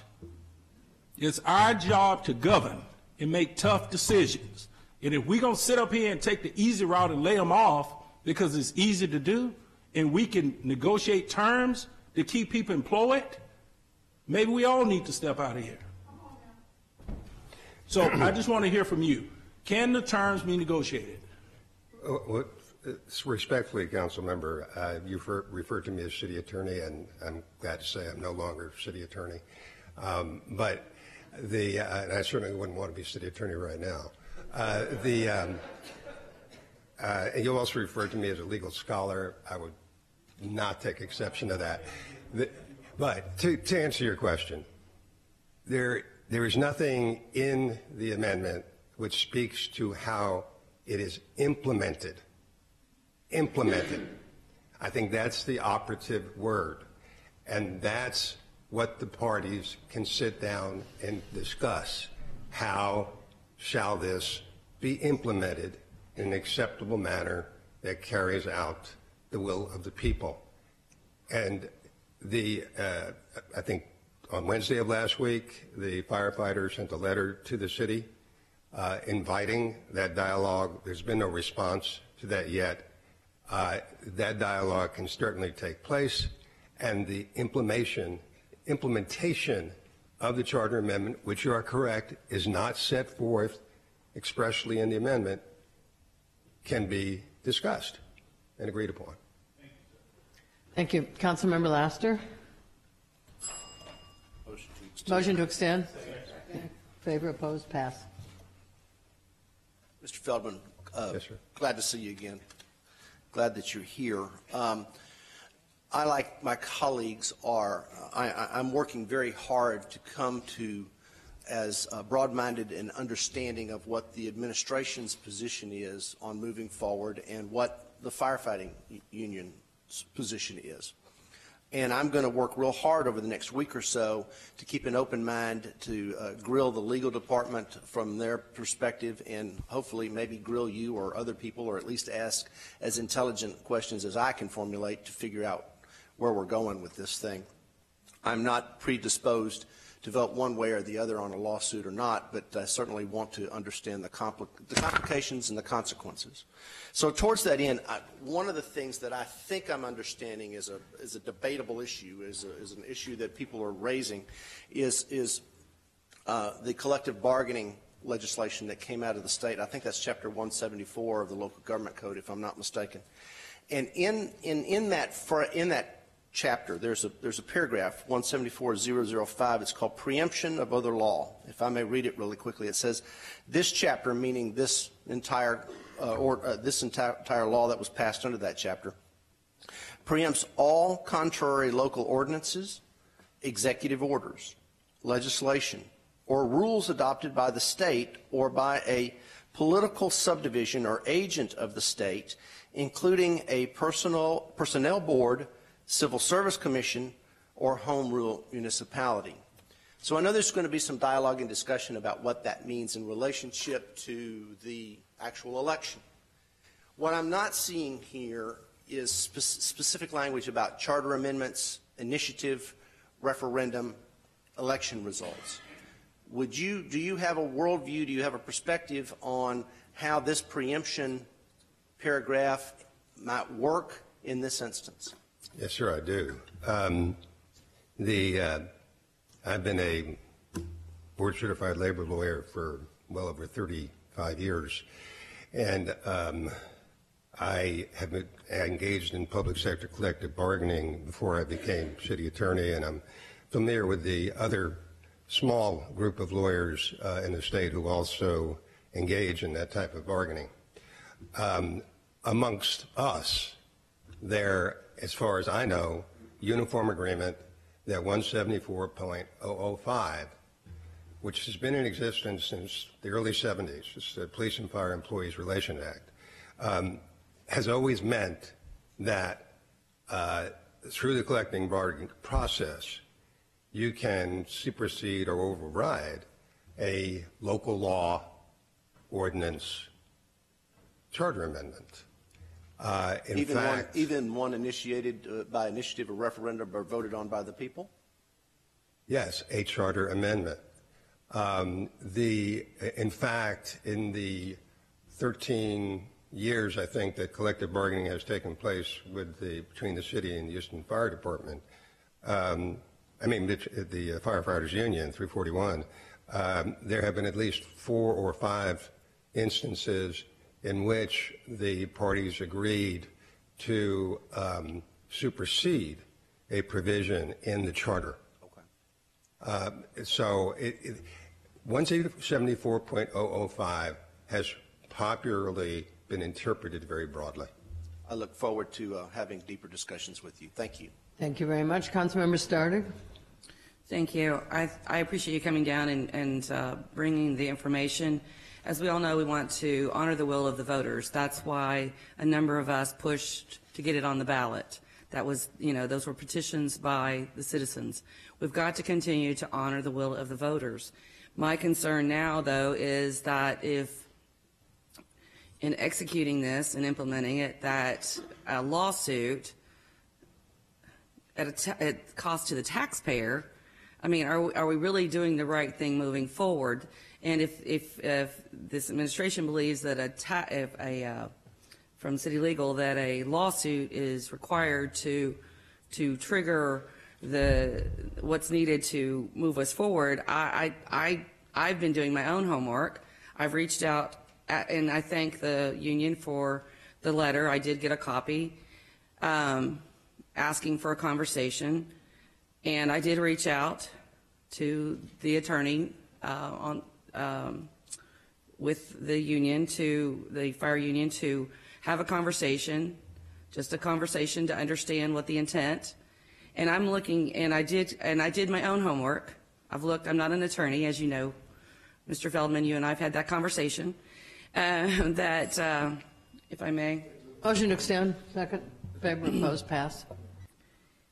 I've reached out to other individuals that I respect their opinion, and it says here, because I'd like to divide the question so that the police are not involved in this, and I'd like to get everybody back to work and focused on serving the public and the people. But if you look at 17406, it says effective. Now you correct me if this doesn't impact what we're talking about effect on civil service provisions. A state or local civil service provision prevails over collective bargaining contract under this chapter unless the collective bargaining contract specifically provides otherwise. So in the agreements between the two parties, could they not specifically state otherwise, and therefore the collective bargaining could occur and prevail? Yes. So it seems to me, I know you're going to say yes, of course, but it seems to me that that's what I read. I know. No, you know, don't say too much. Just kidding. But I think it's important that my colleagues understand there's an opportunity to avoid additional cost to the taxpayers. That's what I'm concerned about. I'm concerned about the will of the people and additional cost. Lord knows we keep enough attorneys employed and in-house here, and to add more bills to the taxpayers, I don't understand. I also think does it not lessen the burden and put us back on track where the police are police and the fire are fire, and not commingling their pay and their benefits? Is that not what we're looking at? So right now I'm concerned about getting everybody back to the table and doing the right thing. Thank you. Councilmember Martin. Yes, thank you. First of all, I'd like to make a statement about some misrepresentation of some words I've said. So much so that it's been photoshopped and tweeted all over the place about the will of the voters. The voters spoke. I've been pretty clear about that, and the will of the voters needs to be implemented. I don't care which side of the argument you are on Proposition B. The voters told us what to do, and we will do it. So my question goes to City Attorney Deidre Penny. And Councilmember Lastis' question, can you give us the city's interpretation of that particular question? Because I look at it, and as an accountant, not a lawyer, and say, okay, Proposition B was now a part of the charter amendment. That has to be included in our operating procedures. So whether the number's a 30% increase or a 10% or a 100% increase, somewhere down the road, Proposition B addresses that. Now, the implementation of that is in question, but if someone is making $100,000 a year, and let's say it is 30%, Attorney Feldman, then somewhere we need to get to 130. That was what pay parity was about, in my opinion. How it's implemented is going to be up to the city and the union, I guess, if we go down this path.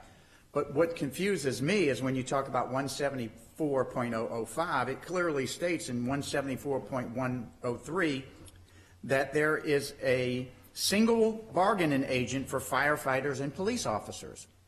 Police officers have theirs, firefighters have theirs. except as provided by subsection B, the fire and police departments of a political subdivision are separate collective bargaining units under the chapter.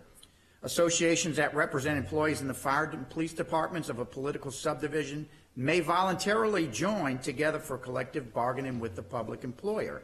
I brought this up in a committee meeting, and my interpretation of that is pay parity now, anything police gets, it's parity to fire. So if a police officer gets a 5% increase, fire will go up 5%, because that's what parity is. We are now having to connect police pay to fire pay. So in my opinion, that's the collective bargaining process that falls on police. Because if police collective bargain for a raise tomorrow, and let's say it's 3%, and because pay parity passed, then that 3% has to migrate over to fire department. Well, Councilmember, first of all, the police don't come under Chapter 174. I'm sorry? The police. Yeah, Oh, okay, I'm sorry. keep going. Are you asking me the question? Or Wait a me? minute, hold on. Councilmember Martin, who are you addressing the question I to? addressed the question to both parties. I'd like to hear Ms. Penny's, Councilor Penny's interpretation of Councilmember Laster's question to see if that's, that's the counselor for the fire department union. You're the counselor for the city. So I'd love to hear your interpretation of that as well. And secondly, Motion to extend, second, in favor of Pep. I'd love Councilor Feldman's opinion as to 174.103 relates to collective bargaining, and the police have to agree with the fire department to collective bargain. All right, one moment. We'll start with Ms. Penny. So will you please restate for me Councilmember Laster's question? I'll defer. Madam Chairman. My question looked at the preemption paragraph of the collective bargaining legislation, and I basically I read out all of the elements of that. I asked, how does an election, a charter amendment, either by initiative or referendum, and election results get interpreted in that? I understood Mr. Feldman to say back to me that that would be part of the process and to be included in and would allow for preemption of the state law over those issues. I think I heard him to say that. That was my question. I think there's a lot of issues embedded within those questions. What I will say is that there's a serious legal issue as to whether the state law preempts the charter amendment. My guess was that would have been your position. Did you get it? Heck no. I have no idea what that is. But anyway, They we'll move on. They don't agree on the interpretation, I Right. think. I mean, we'll never get this thing solved. But anyway. No, and I'm not here for that purpose. I would point out that Chapter 174 is applicable to the firefighters. That's the Police and Fire Employee Relations Act, which is done by local option election. The police actually are under the meet and confer process, which is a different statute. All I am saying at this point in time is that there's nothing that precludes the parties, regardless of your position on any of the legal issues raised, there's nothing that precludes the parties, council member, from sitting down and having a dialogue as to how this charter amendment can be implemented in an acceptable manner that carries out the will of the voters. So before anyone marches down to the courthouse and we start down that long, tortuous, and expensive path. Right, which it will be. But so my elementary question to both parties, city and union, is pay parity passed. So we have to deal with it. How much do you want in year 1, 2, and 3? It's easy. Do you want 4%? Do you want 5%? Or do you want 30% in year 1? It's a simple question because that's what parity is. But now we're caught up in this legal mumbo jumbo that things may not even come to fruition for years, just like term limits, just like other things have happened in the city. You know, back in the Dave Feldman city attorney days. Seems that this process is drawn out, and you're right. The lawyers are the ones that make the money. And unfortunately, people won't get a pay increase until this is solved. So what I'm trying to do sitting here as a council member is saying, what do you want? Do you want 3%, 4%, 5%, 30%? What's the number? And let's go from there. What do I want? Okay. No, but certainly, I cannot stand here and negotiate with you over anything. But what I can say is this: there's nothing to stop this union and this city from sitting down together and having that discussion. Okay, let me, I'm going to interject just for a minute and remind my colleagues that the city attorney presently has sent around a memo inviting council members to meet with him on the very subject, and he's given you some dates.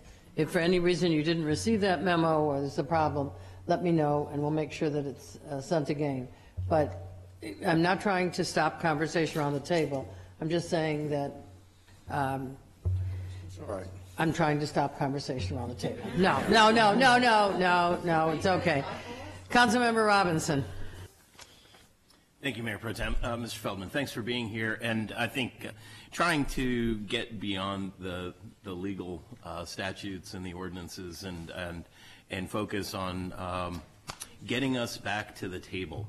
You know, I think before we went to the election, there were a number of us that were trying to think about ways in which to help our firefighters get better pay, and trying to do so within a way that's not going to bankrupt or force the city to do something horrible like lay people off. So I agree, frankly, that we're trying to get back to the table for all of us to have a conversation about what needs to happen. And I think before we go off to the courthouse, I'd like to hear from you, what needs to happen to get people back to the table? It's really fairly simple. The invitation has been sent, as I think one of the Councilmember Stardig noted.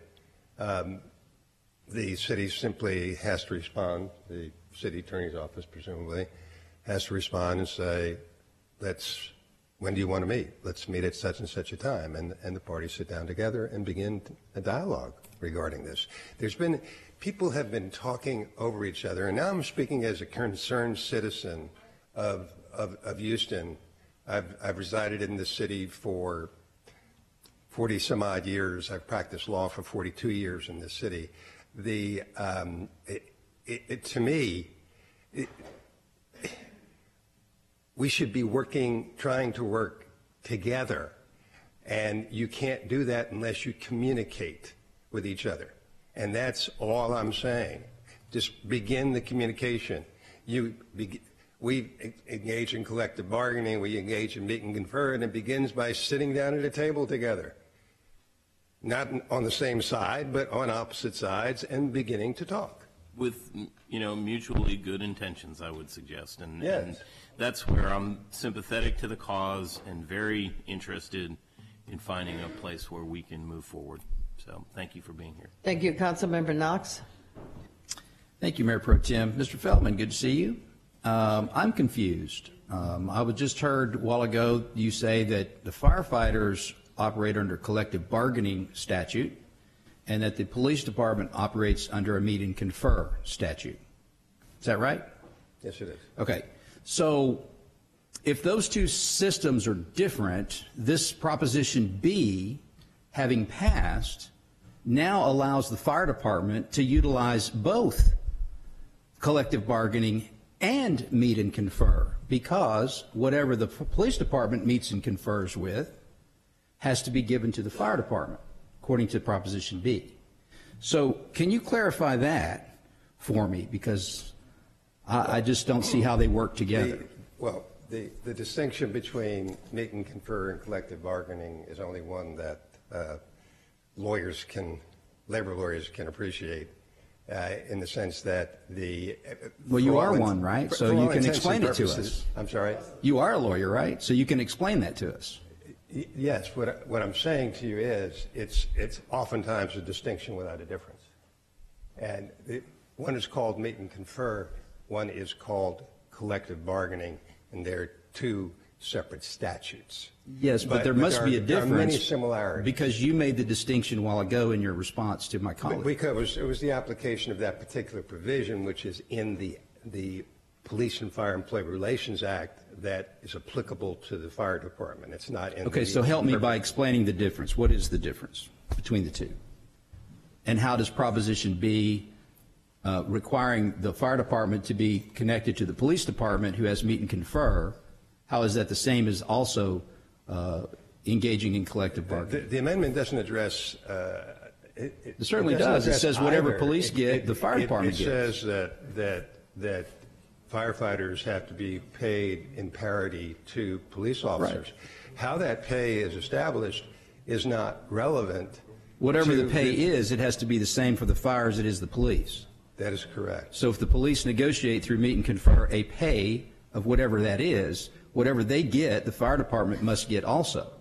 Under the amendment, that is correct. That's correct. So thereby sidestepping or going around the collective bargaining statute. Or no, I don't. They're collective. Now what you're saying is we want to collectively bargain the implementation, but we're going to receive the benefit under the meet and confer. The people of Houston have set a floor by providing that the firefighters will receive pay in parity to the police officers. The same people, the same voters who granted collective bargaining rights in the first instance have expressed that view, and I believe they are entitled to. Absolutely, I agree with you on that. The city of Houston said what they want us to do. My question now becomes, why should we talk to the fire department when what really matters is what we give to the police department? Because there certainly is. This is what's confusing. But we have to begin, Council Member, with the implementation of the Charter Amendment.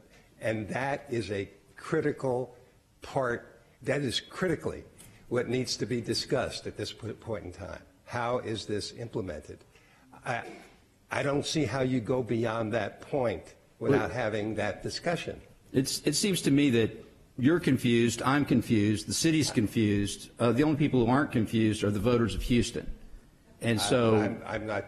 I don't know how we sit down until we understand what it is we're going to talk about. You're going to talk about how to implement that amendment. I'm afraid I don't understand your question. And we're back to my point. I'm still confused. Councilmember Knox, finished? Yes. Thank you. Councilmember Stardick? Thank you. I think with the comments that I just heard, with meet and confer and collective, those are two equations. I think the outcome is what I understood the intent of the parity, not the actual equation of how to get there. But my concern is, again, just highlighting the fact that we can get to the outcome I think that everyone wants and the public wants, is that we reward and recognize our firefighters, and in doing that, avoiding a lawsuit which would further delay it, and in doing that, you have to get to the table.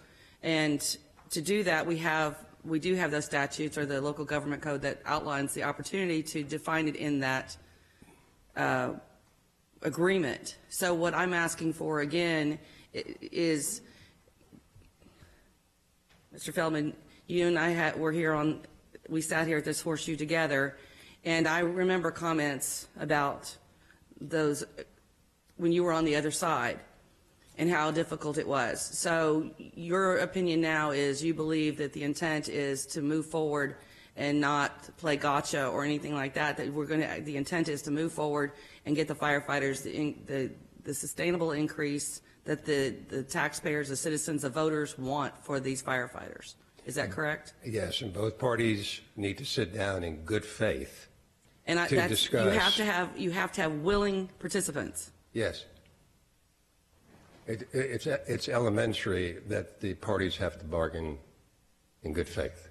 Well, we say that, but we wouldn't have gotten to an election. Somewhere it broke down. And so in some kind of stipulation as implementation from this body, I think we need to have some kind of a understanding that there's going to be an outcome at some point before we go down this road again in good faith, that we don't get, stuck again. And there's so much work that needs to be done for the citizens of this city. There's so much. This is a major priority to get moving on this so that we can not be distracted to the other things that matter as well.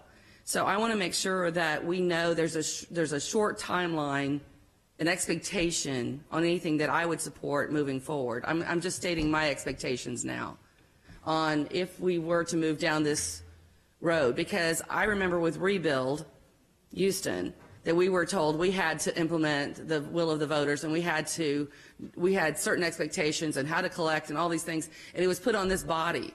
So I think it's still put on this body. We do not have to go to the firefighters. Is that your understanding? We don't have to implement.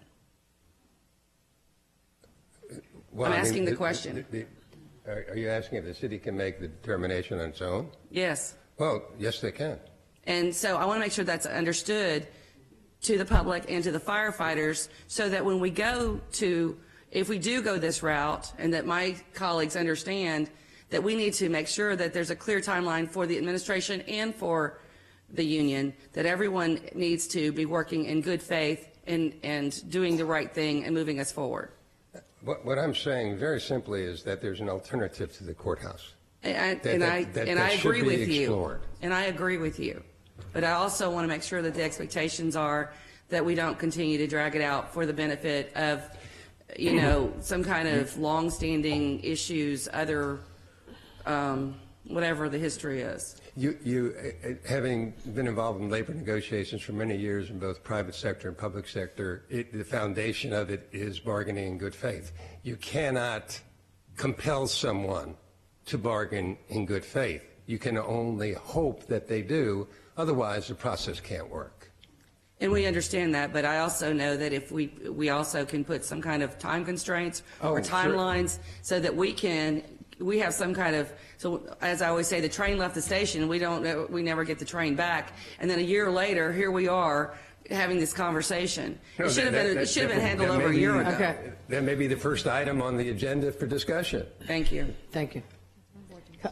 Councilmember Boykins. Thank you, Mayor. Mayor Pro Tem, I'm sorry. Thank you very much. Let me just say, colleagues, we've been beating this horse, and I think I've learned a lot based on a lot of discussion. And I want to encourage each and every one of you to take some time, and if you haven't done it yet, and do a ride along with the police department. Talk to the officers. Let me finish. Talk to the officers, listen to their concerns, and look at how scared they are about what's being discussed around this horseshoe. Go to each fire station in your district.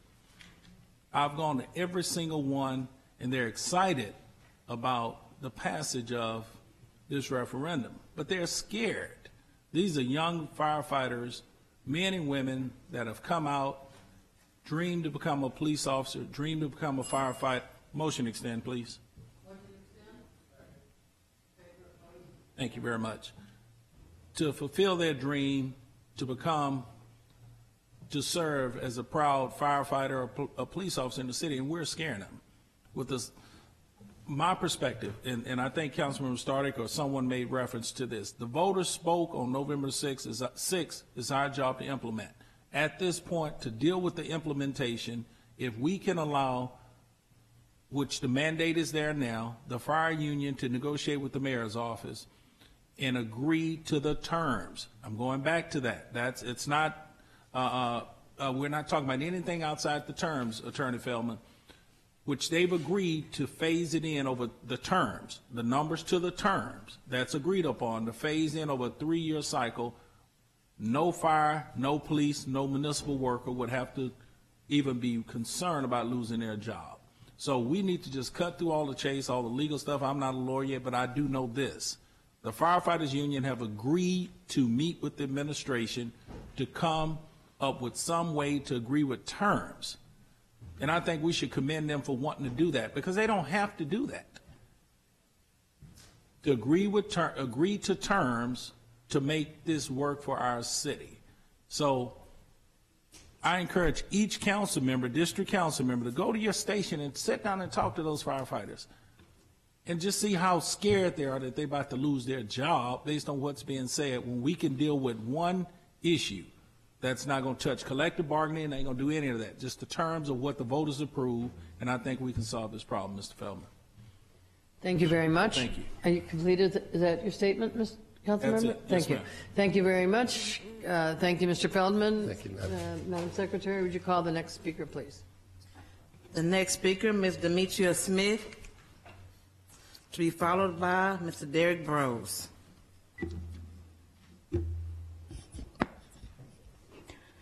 So granted, HPD, HFD both have equally important jobs, but they're not equally dangerous. HPD expose themselves to be faced with individuals that may have a gun, but sometimes end up with nothing, and we lose lives. HFD expose themselves to cancer, fire building. They expose themselves to the steam that melts their skin if they don't not geared up. They expose themselves to the fire debris that falls down when they try to find a pathway to save our citizens here. This agenda to use our taxpaying dollar to pay an outside attorney, that's Sylvester Turner's buddy, is tyrannical. And it is oppressive.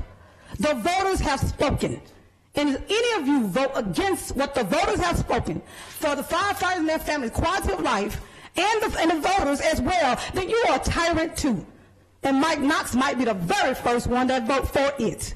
So I'm asking you as a concerned citizen not to use our taxpaying dollars to fight against the firefighters and the quality Your of life. time has expired. Thank you very much. The next speaker, Mr. Derek Brose. Anybody have any questions? Thank you very much. No Thank questions. you.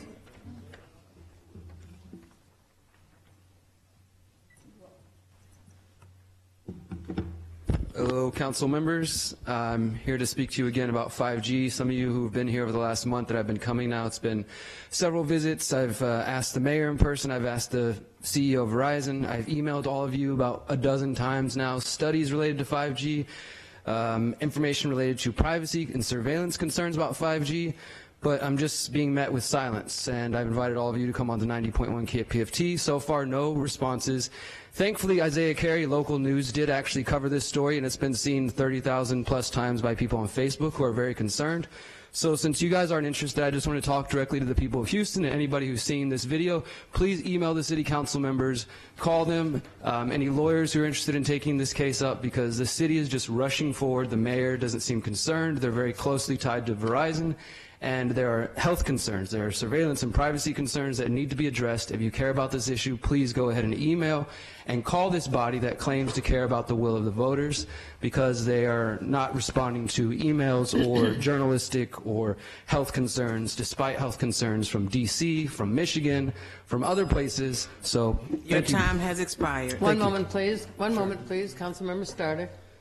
I think you've been here before, and I thought I thought the mayor was here the first time you spoke. This is the third or fourth time I've come on 5G, and you, along with Jack Christie, were the only ones that seemed to inquire at all. But as I just stated, I've emailed you guys yesterday, I've emailed you several times last week, and every week leading up to my visits with the health studies from Kaiser Permanente, the studies from the National Toxicology Program, from the concerns from the American Civil Liberties Union, and nobody's responding. So I don't know if it's going into your spam box or if your aides aren't reading them and showing them to you, but there are plenty of people concerned, both in Houston and abroad, who are expressing their concerns online. And every video I've done, every city council visit, people respond. They want to know more about this. They want to know why there wasn't a environmental impact study, why there wasn't a comment period for the people of Houston, why this $1 million, maybe $1 billion deal between the city of Houston and Verizon is just rushing forward without any say from the people. Mayor Protem, I think the mayor was going to look into, I thought he was going to follow up. Has there anything been? I'm not advised. We'll have to wait until he returns. Okay. I'll come back next week if the mayor will be here next week. We can talk again then. It's a week after. Week after? Right. All right. After Thanksgiving, I guess, right? Yes. Well, thank you guys for your time. Again, like I said, I'm not trying to come here antagonistically to anybody, but when I'm met with silence time and time after again, and we have a platform, 90.1 KPFT, you guys know where it's at. We would love to have any of you on board to come speak about this. So please take the opportunity. Thank you. Thank you. We'll return to the agenda. Since your list has been distributed, items 18 and 19 have been received. We are now on the items being removed. Item 5 is a motion. Motion? In favor, opposed, pass? I'm sorry. There was a second. Okay, thank you, pass.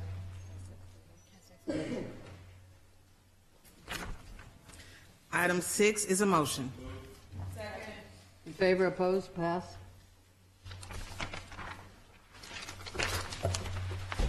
Item 9 is a motion. Is there a motion? In favor, opposed, pass? Item 10. Discussion. I'm sorry. Discussion. Discussion? Councilmember Ed, I'm sorry. One moment. Did you ring in, Tom? I didn't ring in. Sorry. I just said Councilmember discussion. Edwards?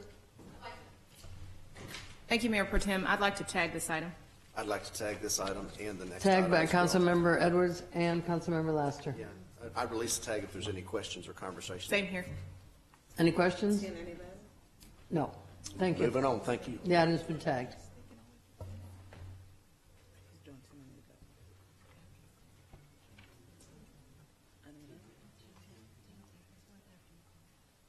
Item 11 is a motion. Same thing, we tag them both. Tag also? Tag? Do you want a motion in a second before? On 11, since 10 was tagged, 11 is, Can we go ahead and get the motion in the second prior to the okay, tag, one please? okay. Do you need a motion, Mayor? I do. I need a motion. Motion, is there a second in favor of? No. Thank you. Okay, tagged. And Councilmember Edwards, are you tagging this one too? No. Okay. No. Councilmember Laster, you're tagging. Thank you.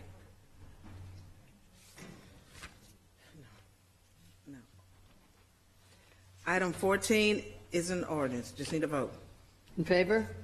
Opposed? Councilmember Edwards? Councilmember Edwards. I would like to tag this item as well. Tagging item 14. Councilmember Edwards, thank you.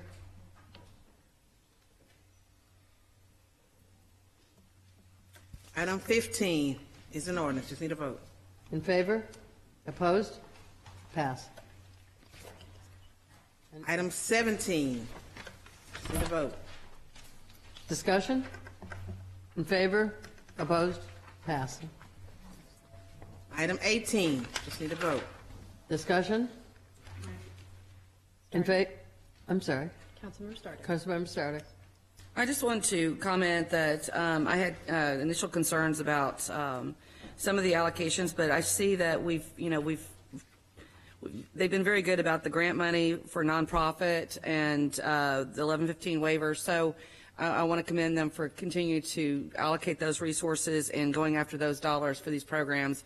I think that's the right thing to do, and moving forward with this extension, I hope that's going to be the case as well going forward. Thank you. Thank you for the kind remarks. In favor? Opposed?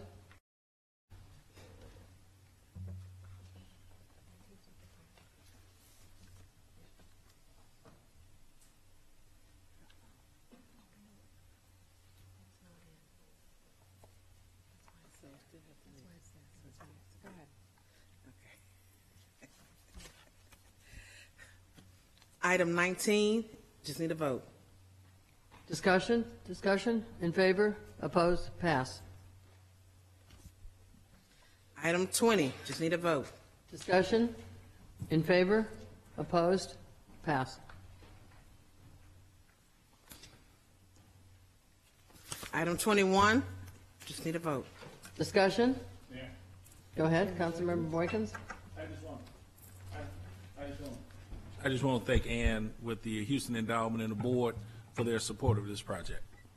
Thank you, sir. Councilmember Gallegos.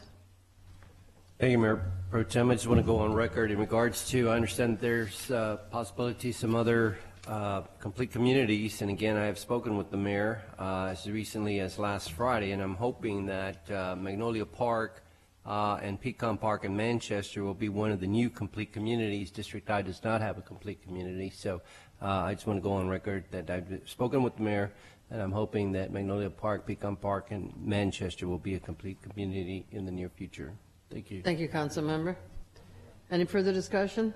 In favor? Opposed? Pass. Item 22, just need a vote. Discussion? In favor? Opposed? Pass. Item 25, just need a vote. Discussion? Discussion? In favor? Opposed? Pass. Item 27, just need a vote. Councilmember Edwards? I'd like to tag this item. Councilmember Edwards is tagged item 27.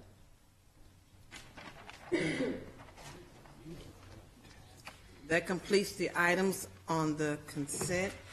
Non-consent, item 29 is a motion. Needs a motion? Second. In favor? Opposed? Pass.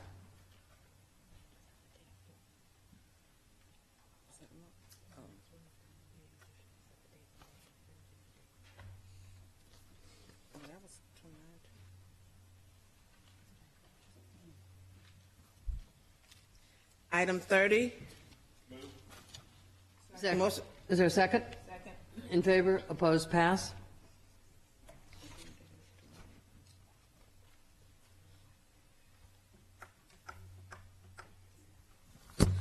Item 31. Discussion? Councilmember Knox? For a motion. Thank you, Madam Mayor Pro Tem.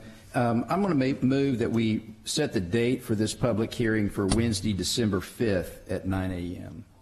Is there a second? Second, Councilmember Travis. Third. Not third. Do I? Any discussion? Yeah, any discussion? Councilmember Travis, did you just want to, okay, that's fine.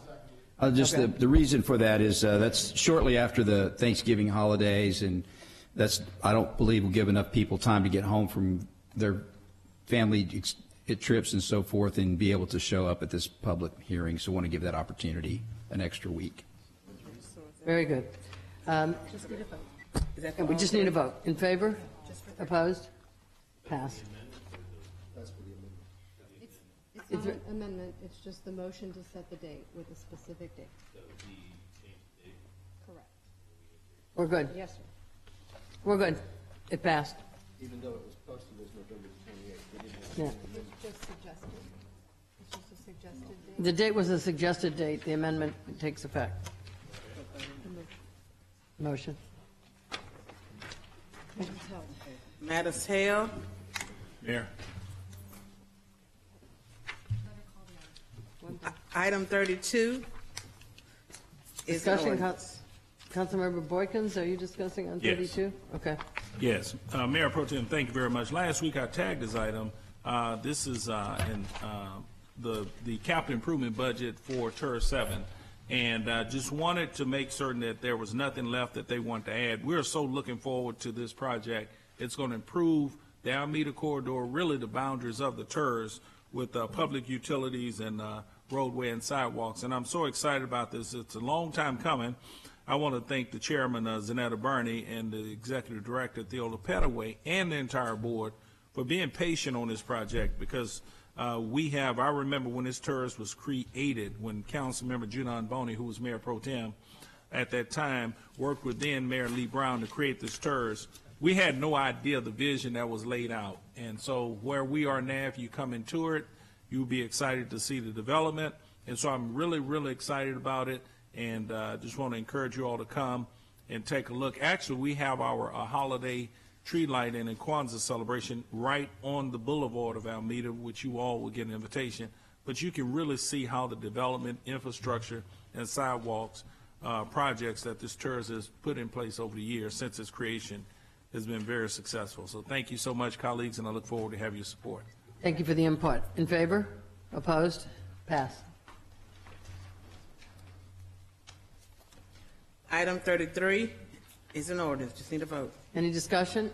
Councilmember Travis. I'm going to go ahead and vote on this and vote yes. I do think, though, that we need to start thinking about getting private sector involved in the future for this because while $519,000 over 3 years doesn't seem like a lot, every penny counts, and we need to be counting our pennies.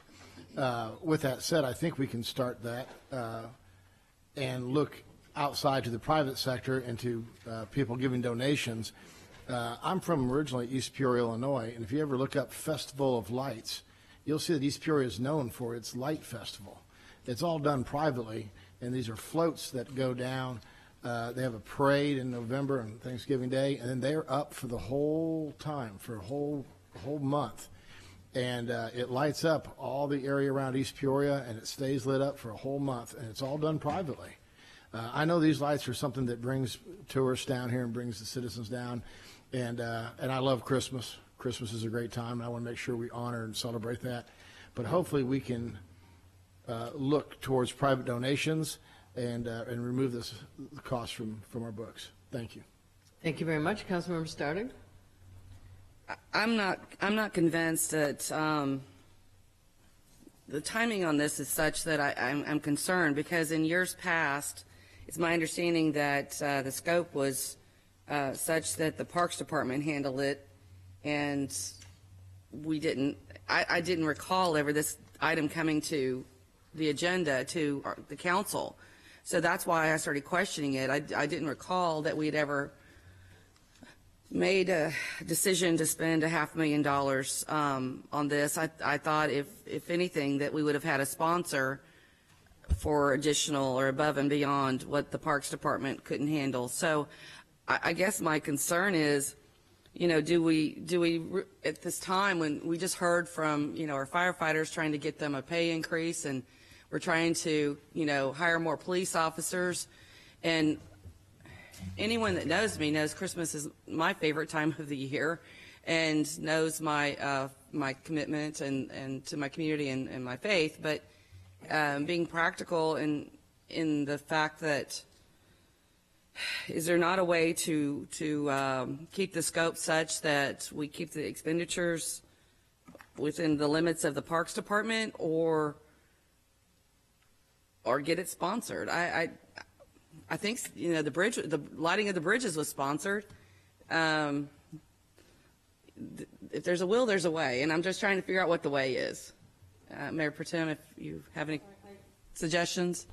I think, first of all, we can pull out of this contract at any time. And secondly, I think that you're absolutely right. I think that if we can find private individuals that can donate, that's the way to go. There's 16 of us, and the mayor, there's 17 of us that have connections, and I think we should try and use any of them. In the meantime, I'm in favor of moving forward. But I'm sorry, are you finished? Councilmember Laster. Motion to extend, second. Go ahead. I just have a question, Mayor. I'm not sure that you can answer it, but I'm asking it to the universe, if not the Parks Department directly. If this has historically been a Parks Department project, and historically the Parks Department has maintained and done this, what has changed? Why can't the Parks Department continue to do this work? As I understand, we've not laid off Parks Department people. We've not cut their budget. Are they just simply not going to do it anymore, or what's the answer to that? Well, I think part of the answer is they haven't necessarily traditionally done it all these years. So, they may have done it at one point or another, but it hasn't been something that's been done every year. I'm understanding from my colleague, Councilmember Stardy, that this has been there has been some, but they haven't done it Department. every year. In any event, they're not going to be able to do it this year. Well, it's a $500,000 question. So not for a year. For 3 years. Yes. I mean, if it is a Parks Department function, what has changed that the Parks Department suddenly can't do the work? Okay, and my point is, it is not necessarily a Parks Department function. So this is how we're approaching it this year, hopefully with private funds as we move along. Well, if it's part of the budgeted thing that we send to the Parks Department, then the Parks Department ought to do the work. That's just the way I'm coming down on it. I don't understand why, if in fact we budget them, they don't do the work. It's putting up lights. This is not rocket science. This is not hard to do. So I'll be voting no on it. Thank you. Councilmember Boykins. Thank you. Thank you, Madam Chair. This was not, for me, it was not an item that was bringing this much attention to me. I mean, I understand what you're saying, the Parks Department cannot do it, and I'm working with them on a project in my district, and I clearly understand the issue that they're dealing with, and I respect the leadership of Director Wright. If he feels that we need to go out, I'm going to support the item. So I look forward to supporting this. So anyway, there it is. Councilmember Gallegos. Thank you, Mayor Pro Tem. My question is in regards to this $519,000. I know that we had our district service funds cut back. Could this money been used in our district service funds? Because trust me, I could have used this for some panel replacements in my district or some speed humps. It would have, dividing by 11, I think it's $47,000 a district. So for that, I would have to vote no. Thank you, Councilmember Travis. I agree with my council members Stardig, Laster, and Gallegos. I agree with your points. They're all well taken. I will say, and so we keep this in perspective a little bit, $519,000, but it comes out to about $172,000 a year. Don't get me wrong. I've told you before, I've been down and picked pennies off the floor. I'm that cheap. Every penny counts. Every dime counts. I do have an individual in my neighborhood that decorates his 2 trees very well lit, and he pays $10,000 to have those 2 trees decorated. I think the 100. May I jump in 1 minute? I think the 172 you're saying is 5 years. No, 172 per year, 519 for a 3-year contract. No, it's a 5-year. So you're saying the 519 applies to all 5 years? Because I thought it was a 2-year option. What are you? Correct. It's Okay. a 5-year number. So it's 106,000, even a better bargain then. So while I still think the Parks Department ought to do it, and by the way, you know, I decorate my Christmas trees and put lights around my house. I don't know if it's that difficult. I know we're doing larger trees in a larger area, but it's still, you know, I understand that the cost is an issue, but when you look at it that way, and so we are talking, I guess, 106,000. I thought the cost was over a 3-year period, not a 5-year period. It is in line. We saw other quotes from people at 1.5 million, those the next highest. I hope these people do a good job because they were a third the cost of every other quote. So I hope they just don't throw them up there and leave them. But I do think that it's something we got to do internally. I think that's something that we can do cheaper in-house. And so I think that's a better way. But also, I don't want to sit there and not have Christmas this year. I don't like it being thrust upon us in November, right before Thanksgiving. So maybe if we start planning this out right now for next year, we'll be in better condition.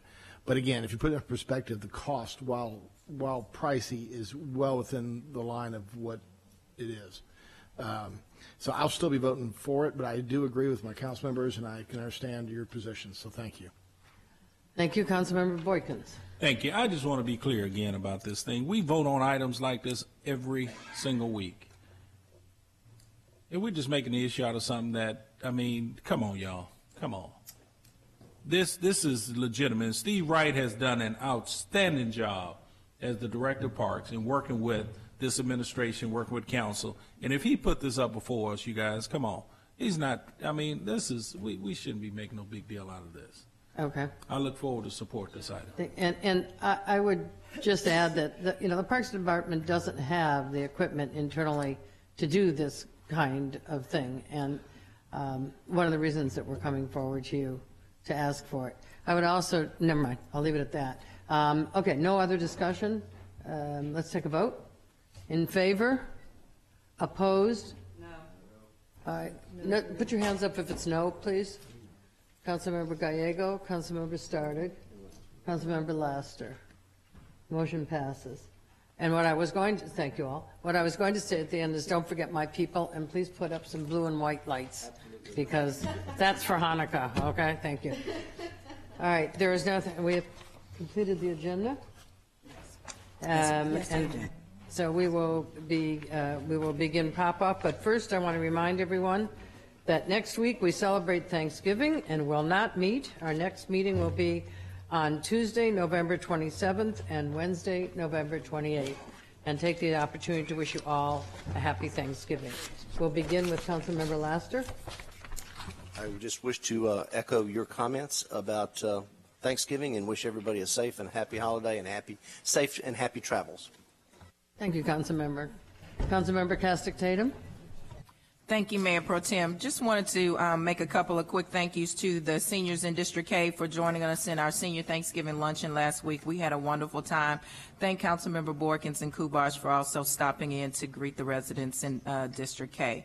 Also want to congratulate Wells Springs Village for celebrating their 30-year anniversary. They had an outstanding fundraising event on last Friday and wish them many more years of great service in our community.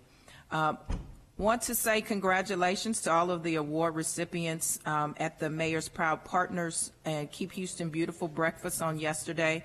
I had the amazing opportunity to present the Proud Partner Award to Coca-Cola on yesterday on behalf of the mayor, and congratulate them for the great work that they are doing with keeping Houston beautiful. Want to send a special congratulations to the Willow Waterhole, Westbury Garden, Braes Oaks Management District, and also to thank Keep Houston Beautiful for honoring Donald Perkins with their first ever Community Champion Award. So that was a great breakfast on yesterday.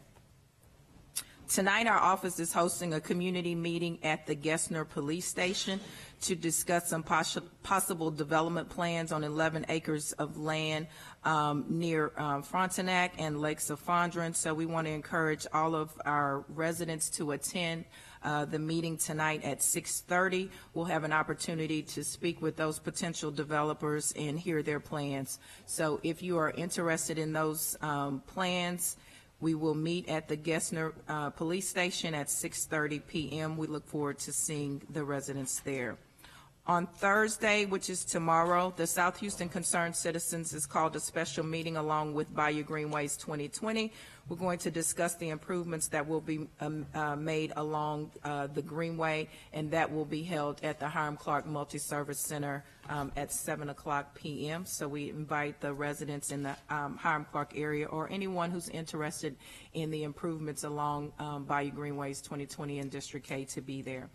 On Friday, the 16th, at Briargate Clubhouse, we will be hosting a community meeting to discuss potential housing developments.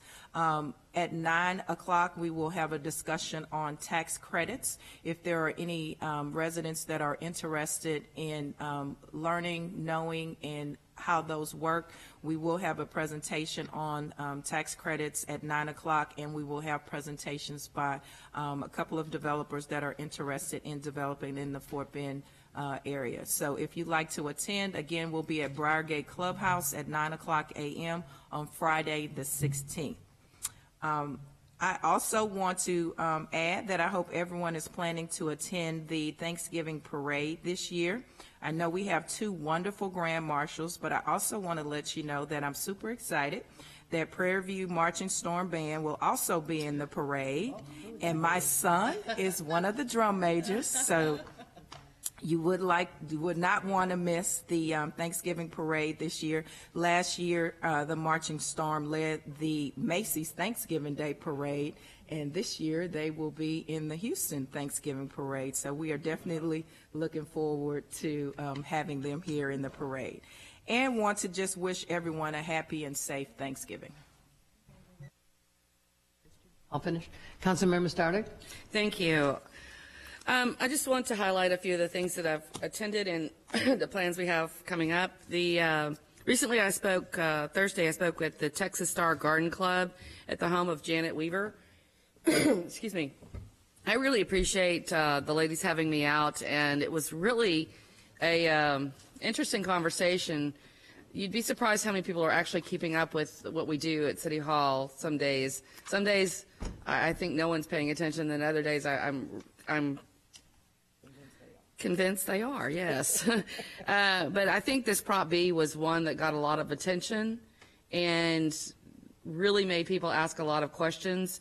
And I think the intent that I heard from a lot of my voters is that they want the firefighters to have the increase, but they also understand the sustainable aspect. So I think we all need to continue to have conversations on that. Thursday, December 6th, my next coffee and conversation with council member will be from 9:30 a.m. to 11 a.m. at the Ring Library at 8835 Long Point. Join us for coffee, light bites, and a casual conversation. The Ring Library happens to be my home library where I grew up and have very fond memories of my library visits and how what a positive impact it was. It even reminds me of my Spring Branch Elementary librarian, the impact she had, that I would go to the library every morning. So I really appreciate everyone that's attending these coffee and conversation with council members. We're averaging about 40 to 50 attendees at each of them. And again, the conversations are very deliberate and thoughtful, and I truly appreciate everyone's attendance. 5th Annual District A Gives Back. Now, this is one that you need to mark for your calendars. For the at-large council members, we have a really good time. If you're not into a good time, then don't come. 5th Annual District A Gives Back is Tuesday, December 11th from 6 to 8 p.m. It's at the Karbach Brewing Company in District A at 2032 Karbach. Join your District A neighbors for this free event by giving back to our community and first responders through the HPD's Blue Santa and the Firefighter Foundation. Bring a donation of an unwrapped new toy to help HPD's Blue Santa, which provides gifts to children in crisis, or merchandise is available for purchase to support the Firefighter Foundation. These also make great holiday gifts. And then the raffle tickets available for the purchase to support the Firefighter Foundation. Also, we'll have free music, free food, and free fun. So nothing better than free. Come on out. We enjoy it. And all my colleagues, you're welcome to come out. It is. No. I want to make sure that, and Martha, I'm going to expect you to be there. So, council members, I really appreciate everyone's support. This is a really great event for my district. Thank you. Thank you, Council Member. Council Member Edwards. Thank you, Mayor Pro Tem. I just want to thank the mayor and William Paul and all of you all, my colleagues, for your support in my candidacy for the National League of Cities Board of Directors. I was selected as a Board of Director member, and I'm really excited about the opportunity to work with other cities to leverage our resources, collective resources, to really make a difference in terms of what resources we have access to on a local level. I think it's really important when we think about things like CDBG funding and a litany of other topics that affect not just the city of Houston, but other cities, that we combine our voices so that we can have a stronger voice in Washington in particular. That's not the only thing that NLC does, but is a big, important component of what the work that they do. So I'm really excited about being able to learn more information about things that are coming down the pipeline, opportunities for Houston. And I will say that the conference that just took place was in Los Angeles, 3,800 attendees, which was a very large number of folks. Yes, I was in California with all the wildfires and the unfortunate shooting, so let's continue to extend our prayers for them as they endure continued wildfires as well. But in any event, the meetings were really successful and were very educational in terms of some of the opportunities that we have to leverage our resources. So I'm looking forward to it. We'll have a training in January, and I'll be able to provide a little bit more detail about some of the very specific things as the new leadership comes in that they'll be focused on. I will tell you, infrastructure, transportation, those were some very, very, very prevalent themes, and certainly prevalent themes to us as well, because that's a space and place that we have a lot of need and a lot of work to do. So again, I think this will be really good for us, and I'm happy every time we have any update with NLC, I'm happy to report it back in the form of a pop-off or in the committee setting, whichever is most appropriate. But again, I appreciate you all's support of this nomination. Thank you very much. Thank you. Councilmember Cisneros. Thank you, Mayor Pro Tem, and good job today sitting in for the mayor. I also just wanted to let everyone know about the Taste of Holy Name. It'll be this Sunday at Holy Name Catholic Church, Sunday, November 18th. Food and entertainment from 1 until 7, and it's really a celebration of different cultures in the near north side. And I too want to really encourage everyone to come and enjoy the Thanksgiving Day Parade. It'll be from 9 to 10 o'clock in the morning, and it is the 69th annual parade, Thanksgiving Day Parade. So it's a good time for families, and please come join us. Thank you. Councilmember Robinson. Thank you, Mayor Pro Tem. And just one little announcement about the TTI committee. It's not next week, of course, because we're off, but it will be on Monday morning at 9 a.m. immediately following Thanksgiving Day weekend. So we'll see you all at the parade. We're excited about that, and we've got lots to celebrate. One last thing, we did go, my team from the At-Large 2 office went out to the Northeast Water Purification Plant yesterday. I encourage everybody to do it. It was a chilly day and very muddy out there, but the team is incredibly well led by Carollo and Mira. Victor, our friend, were out there along with Mike Zubner, who is my new pal, with his son Nick playing linebacker for the San Diego Chargers. That was super fun to be out on the site with him. My hat's off and thanks to Gary Norman and Ravi for their facilitating of the meeting, as well as Eric Hansen from the Water Authority Board. So this is amazing scaled project, you all. It's absolutely huge, and you got to get out there to get a real sense of what they're doing. So again, happy Thanksgiving to everyone, and we'll see you in a little bit over a week. Thank you very much. I would take this opportunity for my remarks by saying that the Veterans Day Parade and event was very moving, very touching.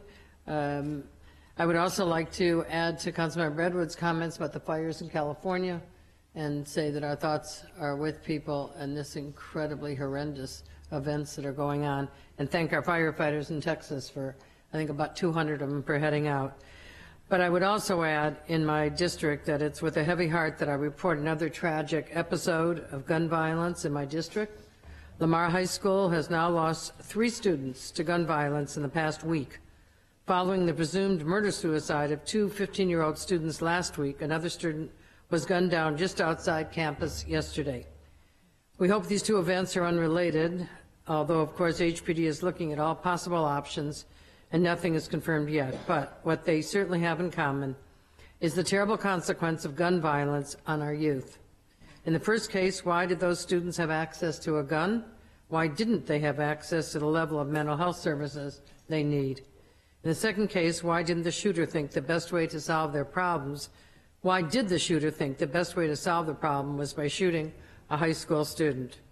Why do we as a society keep relying on guns as the only answer? When I was in school, we had Cold War drills. Students today have active shooter drills. Only the likelihood of their school being hit by an active shooter is much, much more likely. They are terrified, as well they should be. I call upon my colleagues in the legislature to address the epidemic of gun violence in the upcoming session. I grieve the loss of these students. I hope the legislature will work with these survivors in crafting new legislation that will make our schools safer. Thank you. We're adjourned.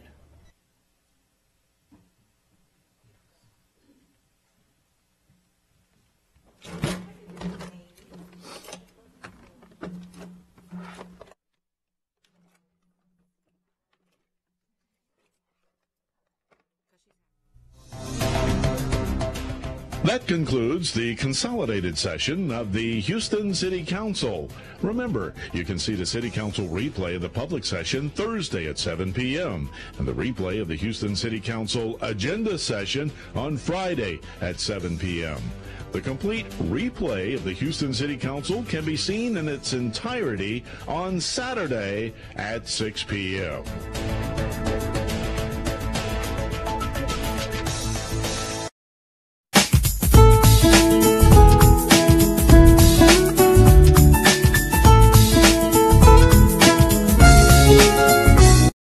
Hello, I'm Carlicia Wright, Director of the Mayor's Office of Business Opportunity.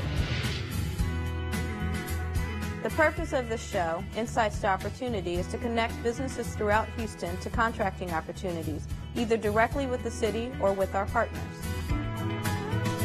We will help small businesses succeed. Join us for Insights to Opportunity, only on HTV.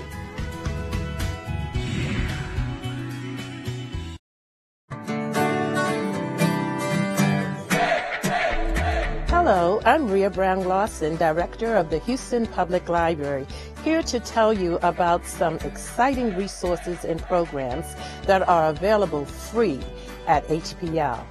Your library has remarkable print and electronic books to satisfy readers and researchers of all ages. We take you beyond books and beyond the walls of the library with wonderful programs right in your neighborhood. You can earn an accredited online high school diploma. You can attend workshops to help you reach that next step in your career or learn to write a business plan. Students can receive online tutoring 24 hours a day, 7 days a week. You can access free Wi-Fi through our Hotspot lending program, and your imagination will be limitless with our brand new TechLink, state-of-the-art technology center, opening on May 19th. So stop by any of our 42 locations or visit us online at houstonlibrary.org.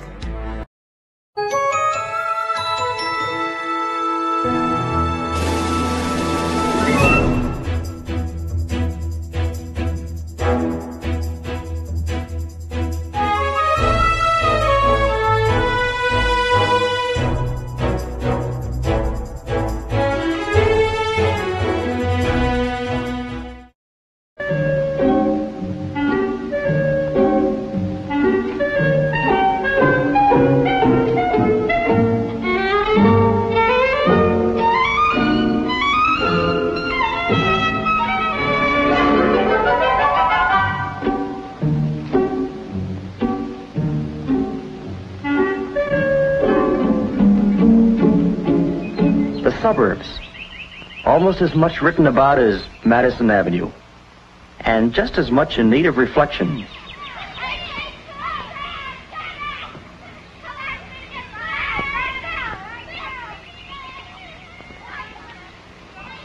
Like Madison Avenue, life in the suburbs has its good moments and others not so good. Oh, no!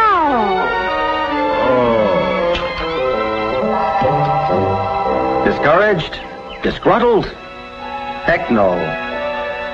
They're glad to be here. Remember?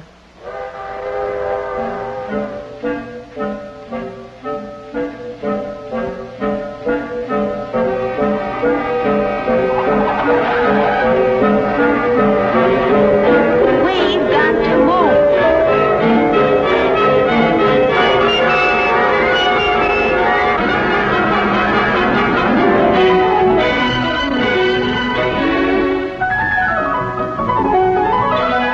So they join the stream of family life in the suburbs, soon to become part of its familiar sights, soon to absorb its familiar sounds. Anybody home?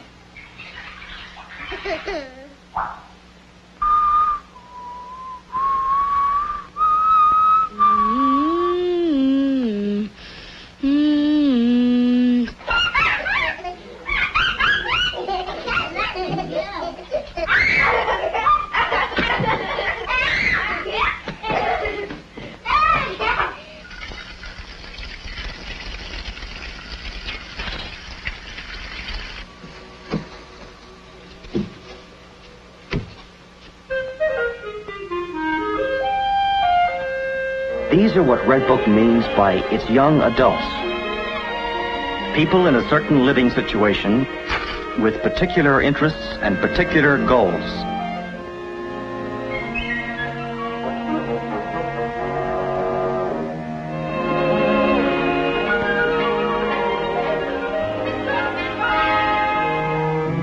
These young adults begin to discover Red Book about the time they apply for their marriage license.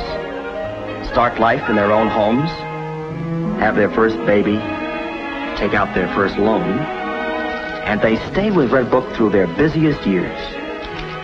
As Red Book sees them, they're an energetic lot, a carefree lot, even though so suddenly plunged into family life. As the babies start coming, they usually decide to concentrate on their houses, with a woman staying home to learn new ways to run a household.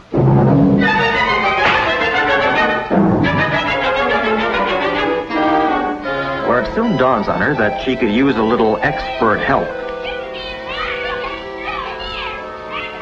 While the kids are young, many of the mothers try to stay at home, which isn't always so easy either.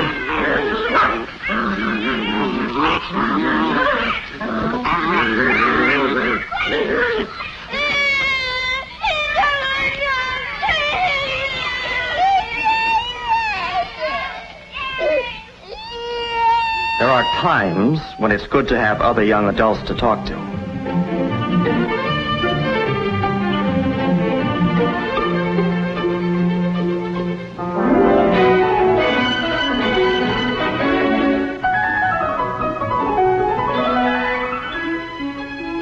But wherever they go, there's usually a baby nearby.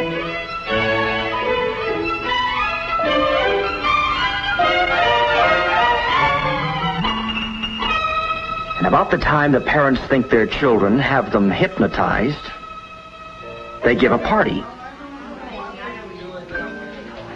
and bring the kids.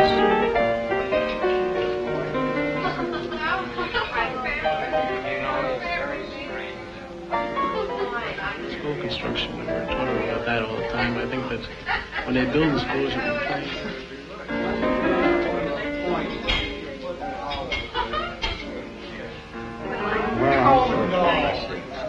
I'd rather have only big auditoriums. Well, you don't educate by an auditorium. The reason you can have those.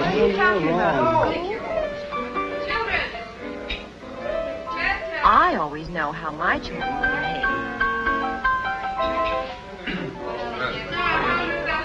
That's good.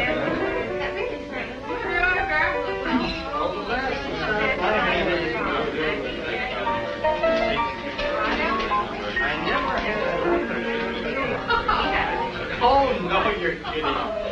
Any magazine written for young adults and matching their busy lives is bound to be lively, full of things to talk about, varied, and warm.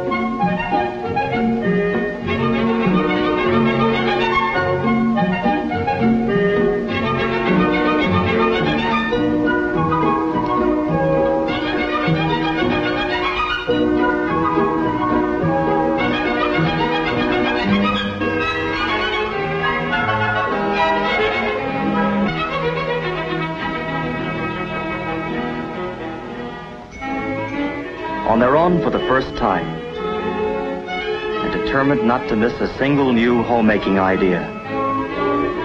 They're busy just making choices and welcome solid information in concise form.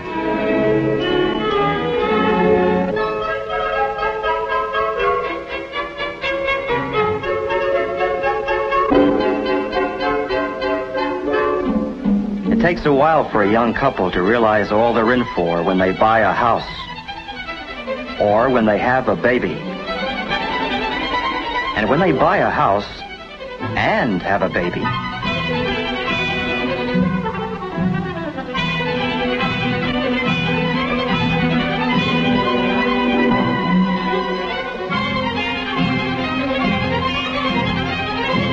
so hardly realizing it, they come into their purchasing stage and are off on a wild, non-stop ride.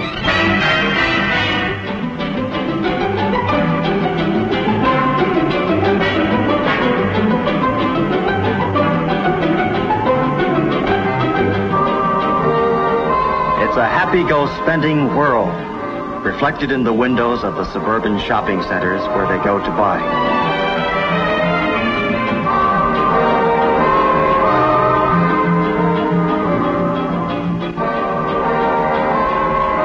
Red Book has been studying shopping centers because the people who created the suburbs are young adults, and the shopping centers are built in their image. Selling to young adults demands a new kind of marketing.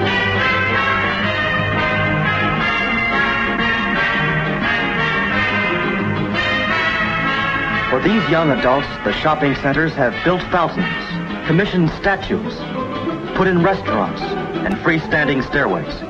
They've included banks, loan offices, rental plans, plant nurseries, and places to buy building materials.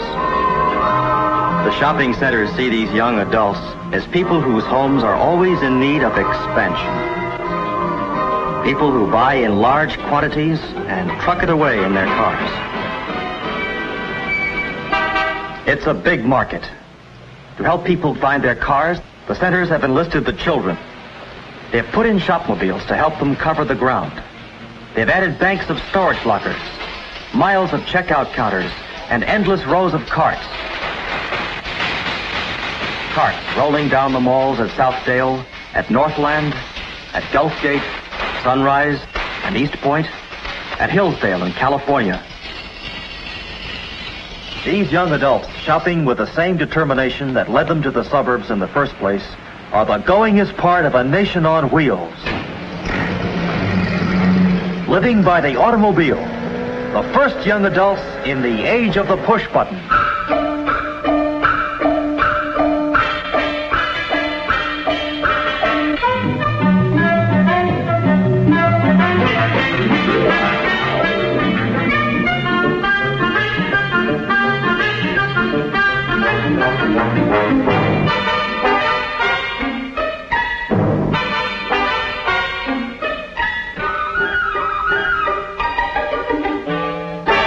Like the rest of life in suburbia, shopping has a family flavor.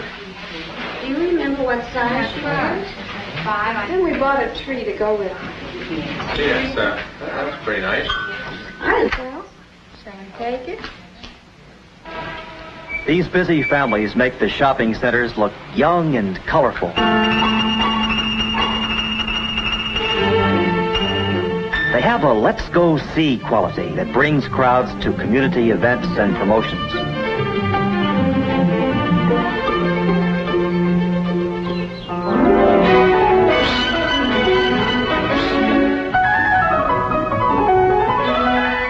For the children, whom the young adults have always at hand, there's plenty to do and see.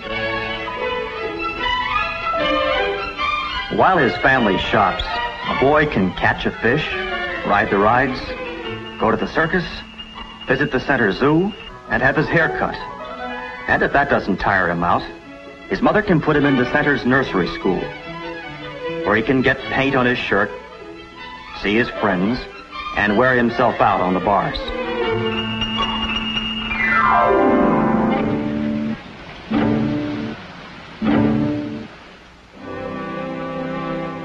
Since these young adults seem to be able to outlast their children, they stash them away at a neighbor's house and go back to the center for more.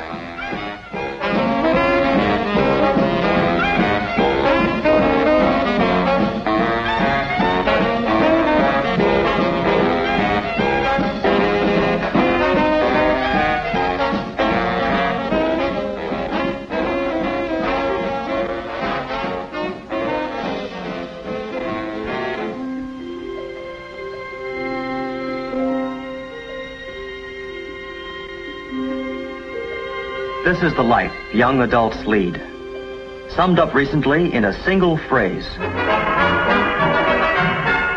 and dramatized by Red Book in major shopping centers all over the country. For more than 2 years, Red Book had been working with merchants' associations in shopping centers, studying young adults. When the Easy Living promotion was presented, almost every store joined in. The first center-wide promotion in the history of marketing.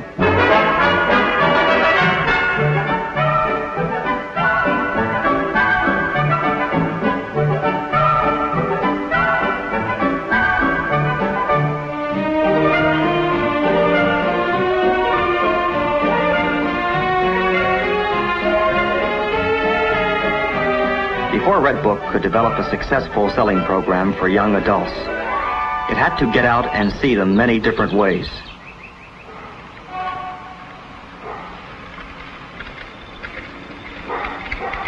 It had to get to know them so well that it could become a magazine solely for them. What are young adults like from an editor's point of view? Well, they're not so much highbrows or lowbrows as wrinkled brows. They're serious, and no wonder.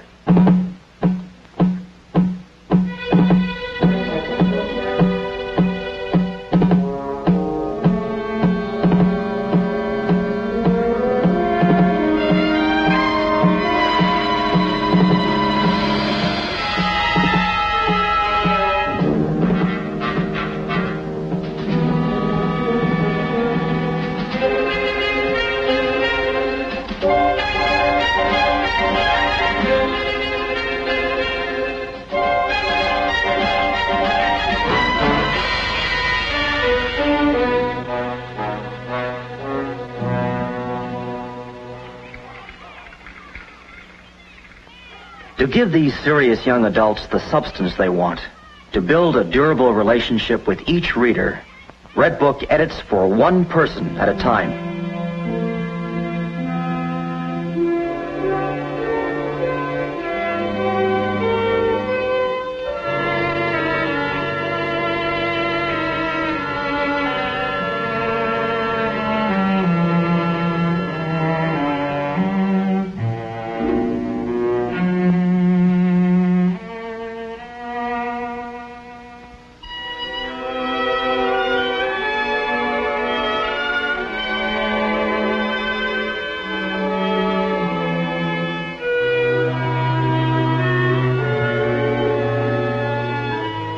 Having established a personal relationship with its readers, Red Book then talks to them so that they recognize their own living situations in its pages.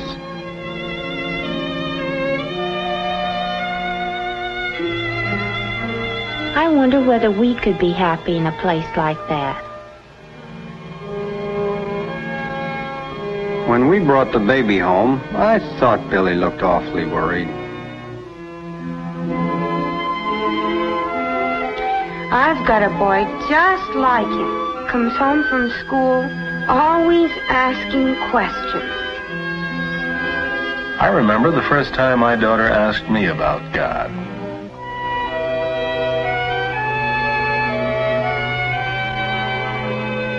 They were out on strike for months. If that ever happened to us, I don't know what my husband would do. Just as the realities of family life are thoroughly woven into Red Book, so are the realities of community life. Many young adults come to the suburbs as ex-apartment renters. So, what about the roads, the schools? Will somebody please explain what a bond issue is?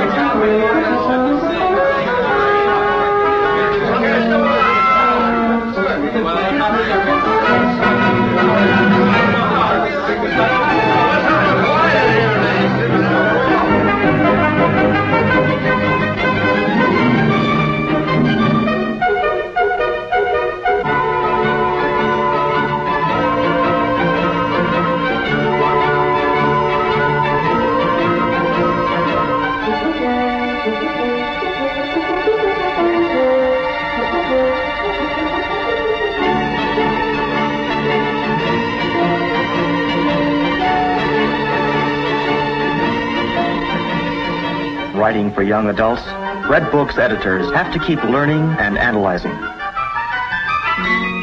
Without too much crystal ball gazing, Red Book's editors have to keep an eye to the future. Are you going to the dance tomorrow night? Yes, I guess I hope There is a whole new generation coming, soon to be young adults. A bigger than ever market of people who have a history of their own, who remember all the way back to Eisenhower, who probably never saw their mother use a ringer, think automobiles are household appliances, and have reserved seats on the next rocket to leave the Earth.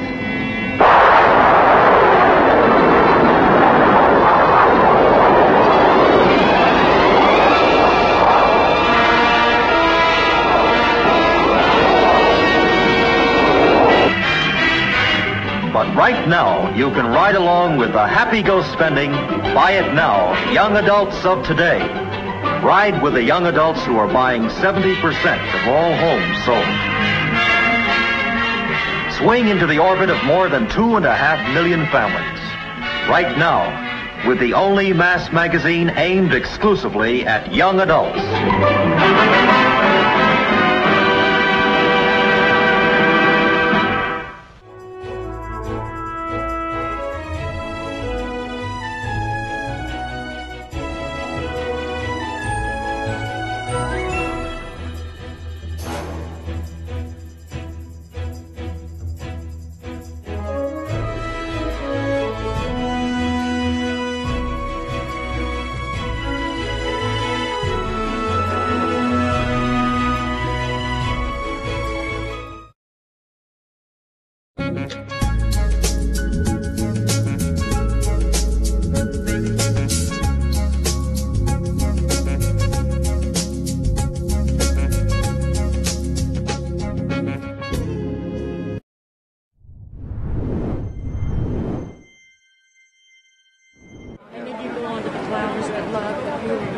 Former First Lady Elise Lanier, Billy Byrd, Mayor Sylvester Turner, and City Council members walked the grounds of Herman Park to discuss a campaign project to beautify the area in the coming months. Elise and I first met many years ago. And over the years, the mutual respect and admiration has just grown and grown and grown. And during her time as Houston's First Lady, during her husband, Bob Lanier, who was an architect, designer, builder for the city, Mayor Bob Lanier's administration, Elise had an office right next to her husband at City Hall and personally led a city beautification campaign. The mayor expressed gratitude for the former First Lady and Billy Byrd for their great endeavor. I am passionate about this. It's an honor to be working with Mayor Turner. He gets it. He understands it. He understands what it means to restore the People's Building, the People's House, to 1939. Now, that was before all of us. And this is what I think inspires people so much. You know, Lady Bird Johnson was about the environment. But all of this inspires people to feel better, to work harder, their self-esteem about where they are and where they live. Officials understand there are many needs for upgrades. Those include planting flowers, curbing, adding lights, cleaning and pruning flower beds, repairing bricks and walkways, and making the area more safe. Today, I'm proud to announce we are partners in a project to beautify and to enhance the public safety here at City Hall and to restore City Hall and Herman Square. However, this does not happen without the help from the community. We plan to use a combination of private and public funds in order to move the restoration of City Hall in different phases. This is like phase 1. City Hall happens to be in Councilmember Robert Gallegos' District I. This is a project that we've been looking forward to for some time now, to know that all Houstonians can come out here and actually enjoy this beautiful green space with this restoration. Finally, the BP Corporation wanted to contribute to the project. Phase 1 is expected to cost $4.9 million. Mariana Rianguren, HTV News. Hello, I'm Carlicia Wright, Director of the Mayor's Office of Business Opportunity. The purpose of this show, Insights to Opportunity, is to connect businesses throughout Houston to contracting opportunities, either directly with the city or with our partners. We will help small businesses succeed. Join us for Insights to Opportunity, only on HTV.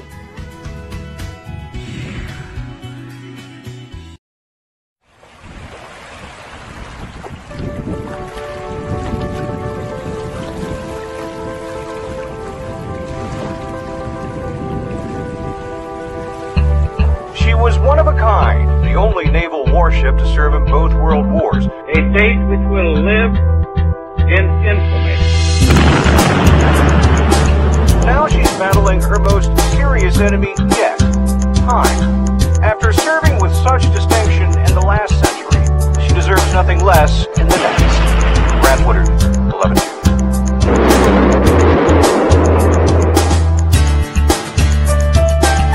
Texas Parks and Wildlife Department, or TPWD, has been challenged with a huge and inspiring endeavor: the preservation and protection of the historic battleship Texas.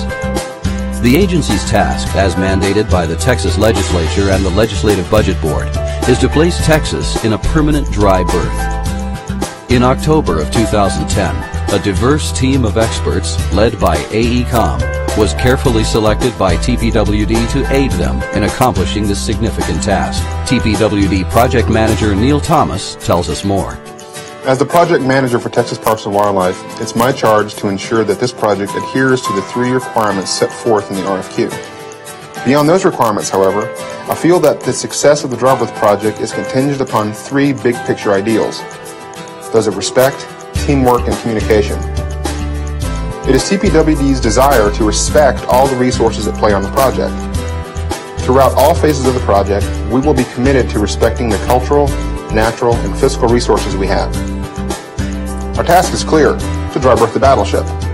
But in order to accomplish this task, we must forge a sense of respect and open communication between TPWD, the U.S. Navy, and all the interested stakeholders that will endure throughout the project, regardless of the outcome. If we do this, it will be possible to do the best thing for the ship, the best thing for the battleground, and to be good stewards of the cultural, natural, and fiscal resources belonging to the citizens of Texas. This project will achieve a viable solution to a very complex problem. The solution, however, must be in sync with federal partners, must comply with federal regulations, and must consider a multitude of invested stakeholders. The only way forward, then, is through a team approach, built on mutual respect and open communication with all the parties involved. Throughout Phase 1 of the project, the TPWD AECOM team has been hard at work to provide the study, analysis, and coordination necessary to launch into the next project phase. TPWD Ship Manager Andy Smith has provided Neil with as-needed project support during the entire process. For me as the Ship Manager of Texas, the Phase 1 activities I was most focused on were 3 things. I set a priority on reversibility, that we could undo the proposed solution and that no permanent changes are made to Texas. The second was to make sure the impact of the dry berth project on the battleground was considered and mitigated. Finally, and equally important, was that the solution is more economically viable over a very long term for the overall operations and management of the ship. Keeping these requirements in mind, the TPWD AECOM team has accomplished the following during Phase 1. Evaluation of the battleship's current condition. Studies and surveys, including geotechnical, topographical, bathymetric, natural, and cultural resources constraints analysis. Development of siting constraints. Regulatory coordination. Stakeholder outreach. Evaluation of the Proceanic Report on dry berth options. Identification, preliminary design preparation, and cost estimates of temporary mooring locations during construction, and development of 4 dry berth design options and cost estimates for each. AECOM Project Manager Jerry Farhat led this carefully planned Phase 1 effort. I am Jerry Farhat, AECOM Project Manager for the Texas Dry Berth Project. It is an honor for me to manage the many moving parts of this significant project.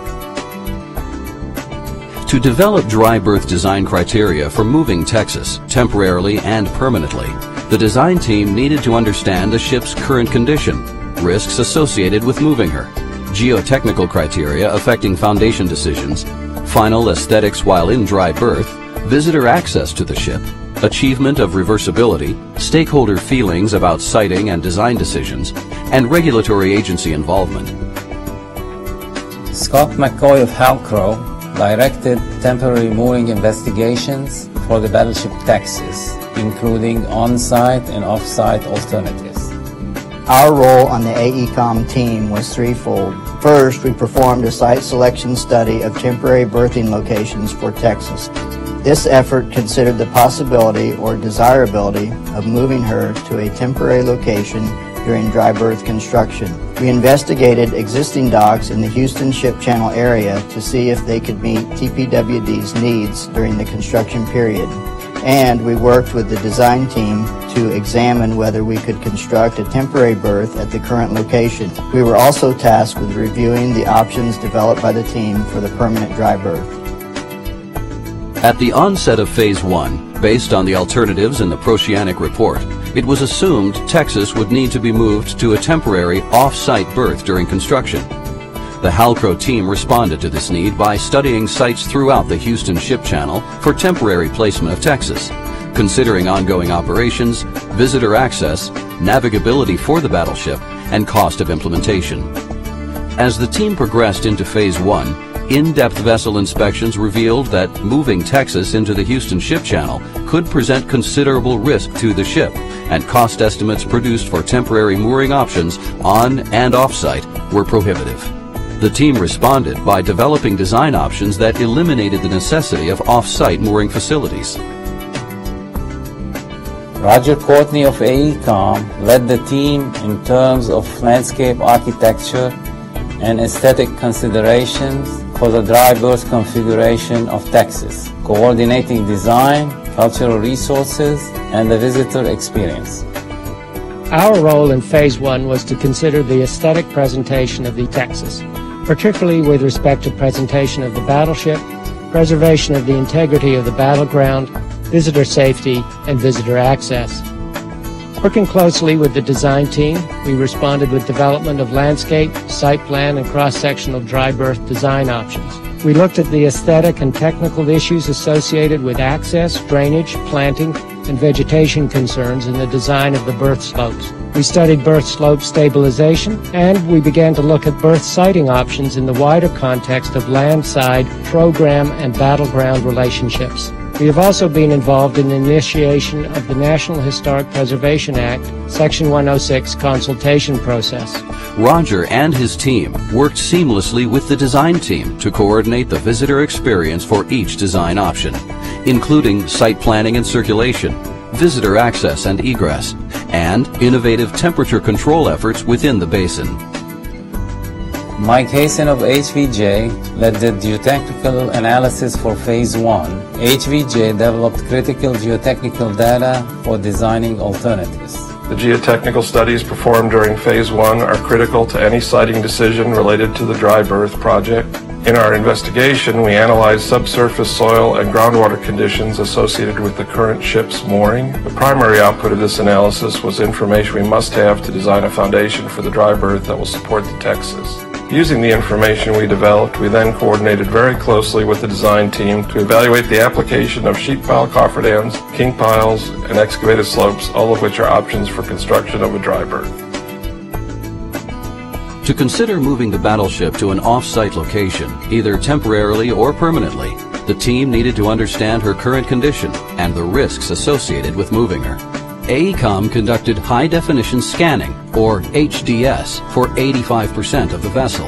The HD scanning efforts provide an invaluable blueprint of the ship's precise condition today prior to construction. This data provided TPWD with accurate measurements of each frame of the battleship, organized by 360-degree images and videos of each compartment of the ship. This information will be key during the final design efforts for a dry berth, and it can be utilized to propel public education and awareness efforts for the battleship. Additionally, a hull assessment, including dive surveys, was carried out by Ocean Technical Services. The HD scans and hull investigations revealed surprising and alarming news about Texas's fragile condition. Joe Lombardi, recognized as a leading expert in historical ship preservation, surveyed the battleship's current condition and provided recommendations for repair options. My effort on Phase 1 was to perform a detailed structural analysis of Battleship Texas. As part of that effort, my subcontractor performed a diving assessment on the underwater hull to determine, very importantly, a bottom profile showing us the status of the battleship where she is currently berthed. We learned that the hull is sitting on the bottom. My team also performed a study of the hull thickness and mooring structures.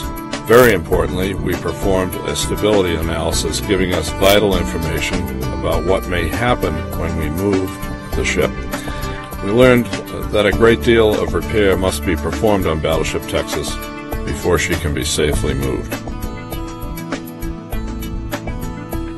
Patty Matthews of AECOM coordinated with several teams across the nation to lead cultural resources, environmental, and public involvement efforts This team includes representatives from AECOM, SWCA, TBG, and Crouch Environmental Services. My role in Phase 1 was to lead initial cultural resource and environmental study efforts in preparation for compliance with 2 federal regulations in Phase 2, the National Historic Preservation Act, or NHPA, and the National Environmental Policy Act, or NEPA. Throughout Phase 1, we coordinated with the Department of Navy, Naval Sea Systems Command, or NAVSEA, the lead federal agency for this project. NAVSEA is directing the NHPA consultation process and NEPA compliance efforts. Under NAVSEA guidance, TPWD has initiated the NHPA consultation process and begun preliminary consideration of alternatives for NEPA through the development of the Description of Proposed Action and Alternatives, or DOPA. The team will continue to coordinate closely with NAVSEA throughout Phase 2 of this project. We began Phase 1 by reviewing existing documentation of historic cultural resources for the current site. This information was compiled into a cultural resources constraints analysis. Public involvement is a critical part of NEPA, and we initiated this effort in Phase 1 by hosting a stakeholder workshop in May. This workshop was attended by federal, state, and local agency representatives, as well as members of key stakeholder groups. Initial comments were collected and a comprehensive workshop summary report was compiled. This report is available on the project website. Stakeholder information, as well as initial cultural and natural resources studies compiled during Phase 1, will provide a foundation for NEPA and NHPA coordination in Phase 2. 24 stakeholders attended the May workshop. The workshop commenced with a project briefing by TPWD project manager Neil Thomas, and a group discussion of project plans and recommendations followed. Attendees were given an opportunity to submit written comments. A majority of the comments received were in favor of a dry berth at the ship's existing location adjacent to the San Jacinto Battleground State Historic Site, while other comments expressed a desire to relocate the ship to an alternative site. Group and individual comments were collected orally and in writing, and documentation of all comments received at this workshop is included in the workshop summary report. TPWD remains committed to providing ways that all the stakeholders can remain meaningfully engaged in the process as the project continues. In order for the design team to develop alternatives, we required information from our team, including Joseph Klein, Shubhra Misra, Rachel Lloyd, and others. Joseph Klein will tell us more. My role on the team was to develop the on-site dry berth alternatives you're going to see today. Critical design considerations included the foundation layout and development of cross-sections for the keel block loads. In terms of alternative development, we relied on the scope of work, the Proceanic report prepared in 2008, and additional goals voiced by the Texas Parks and Wildlife Department during our regular progress meetings. By creatively sequencing construction and prioritizing resources, we are prepared to provide a durable and aesthetically beautiful solution to dry berth the Battleship Texas. Here are the 4 most promising dry berthing options that the team is putting forward for consideration, selected from the numerous alternatives developed and considered by the team during Phase 1. While each of these options meets the project's basic design criteria, they differ in the extent to which they meet other project goals. Visitor safety and amenities, Americans with Disabilities Act or ADA compliance, and visual aesthetics, including landscaping, would be an integral part of every design you'll see today. Vegetation included in the visual representation you're seeing today is purely representational at this juncture. Stormwater and seepage drainage have also been taken into consideration for each alternative design. Please note that design options are identified by numbers 1 through 4. However, this naming convention does not indicate preference or favor on behalf of the TPWD AECOM team. Option 1 would utilize Texas's current berth location for the construction of the dry berth. A cantilevered king pile bulkhead would separate the wet berth from the waters of the Houston Ship Channel, and sloped earthen revetments or retaining walls would be excavated around the perimeter of the dry berth. The layout would retain the existing south side bulkhead. During construction, the battleship would be transferred to a temporary wet berth located east of her current position. This wet berth would be comprised of temporary sheet piles and located just west of Independence Parkway. This temporary berthing option precludes risks associated with towing Texas into the Houston Ship Channel, and it provides a direct, straight pathway for Texas into and out of the wet berth. This option proposes to construct the closure cofferdam on the west and the dikes on the other sides before transferring the ship to the wet berth. With the top of the entire perimeter of the dry and wet berths elevated above elevation plus 13 feet for flood protection, water would be pumped into the dry and wet berths to raise their water level to elevation plus 12 feet, thereby raising the ship from its present position.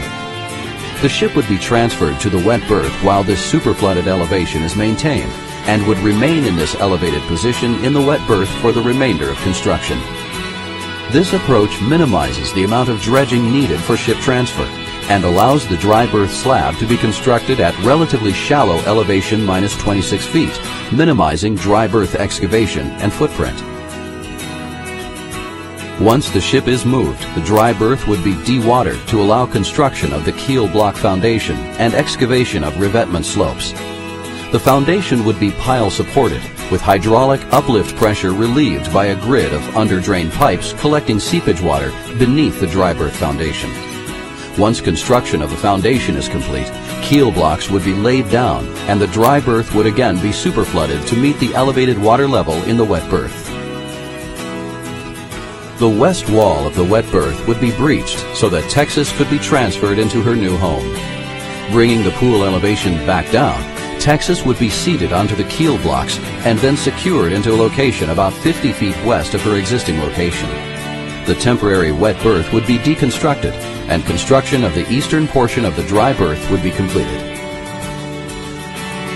Following her placement on the keel blocks, Texas would be approximately 5 feet above her current height, providing a minimal increase in visual impact on the site. The basin walls of option 1 would be vegetated slopes with a wraparound access ramp leading down to the basin slab. Visitor and maintenance access to the ship would be achieved through a gangway located on the north side of the dry berth. Supplementary egress would be provided by a staircase on the south side of the ship, extending from Texas's main deck down to the basin slab. One disadvantage of the superflooding concept is that reversibility, the ability to launch a refurbished Texas into the channel at a future date, would be a complex and expensive proposition. All 4 of the dry berth options presented are reversible, although the amount of effort and money required to achieve reversibility varies from option to option.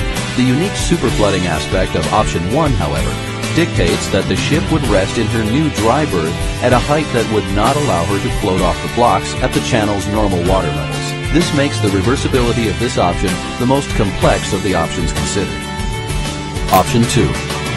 Option 2 is similar to the previous option, but without superflooding. It also includes vegetated sloped revetments constructed within the site of Texas's current wet berth. Without the process of superflooding, this option would require a deeper foundation at elevation minus 38 feet, 12 feet lower than option 1. Because of this added depth, the width of the entire dry berth would be greater, and there would be greater land-side impacts directly north of the existing berth. To protect the existing south side bulkhead from undermining by the proposed excavation, the dry berth and the temporary wet berth would be offset about 50 feet north of the ship's existing location. Following construction of the dry berth, Texas would be about 7 feet lower than her existing height, offering less of a visual impact to the battleground site. Option 3. Option 3 offers a different sighting location, utilizing land just north of the current mooring location. Like Option 2, a foundation depth of minus 38 feet is needed. This option has the largest land-side impact of the alternatives presented here and has wetland impact as well. Unlike the previous options presented, Texas would remain in her existing location during construction, with only minimal modifications to existing ship utility services required. Besides reducing the amount of temporary work needed, this feature would allow Texas to remain open to visitors throughout the dry berth construction process. The dry berth construction would likely be an interesting attraction for visitors to the site, to the extent that construction zone access could be safely allowed. As in option 2, Texas would rest 7 feet lower than the existing height when seated on the keel blocks. Like the previous design options, the basin walls of option 3 would be vegetated slopes with a wraparound access ramp down to the basin foundation. Dredging of the western section of the existing wet berth and the new dry berth would be required for this design option. And this is the only option that would require that Texas be towed into the Houston Ship Channel to enter the dry berth. Given the results of recent hull assessment surveys and HDS data, Texas's voyage into the Houston Ship Channel, although of short duration, could be risky. It would also require U.S. Coast Guard permitting.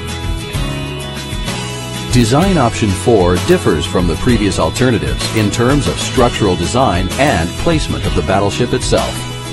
The dry berth would be constructed northeast of the existing mooring location and would be constructed using an anchored reinforced concrete slurry wall around the perimeter of the berth and a cantilevered steel king pile wall at its entrance. The ship would be berthed diagonally in relation to her current position, and she would be dry berthed in close proximity to Independence Parkway. This option would result in the smallest footprint of the 4 options presented today, and it would also allow Texas to remain at her existing mooring during construction. As in option 3, visitors would be allowed on the vessel throughout the dry berth construction process. Although this option is located closer to the San Jacinto Monument, Texas would rest 7 feet lower than her existing height, reducing visual impacts to the battleground. A wraparound ramp would provide access to the basin foundation, providing at-grade access on the south side of the dry berth. Unlike the other 3 alternatives, the service facilities and main access gangway would be located south of the dry berth. This option would provide an auxiliary gangway on the north for supplementary egress and maintenance use. This option also allows the flexibility to intentionally flood the dry berth for extended periods of time with minimal impact to the dry berth structure. Additional, more detailed design and background information is provided in the Dry Berth of Battleship Texas State Historic Site Phase 1 Conceptual Design Report for TPWD review and consideration. Our team is committed to providing a dry berth design that meets the needs expressed by NAVSEA, aligns with the goals of TPWD, and instills pride and a sense of the historical significance of the battleship in every person who steps aboard the mighty Texas.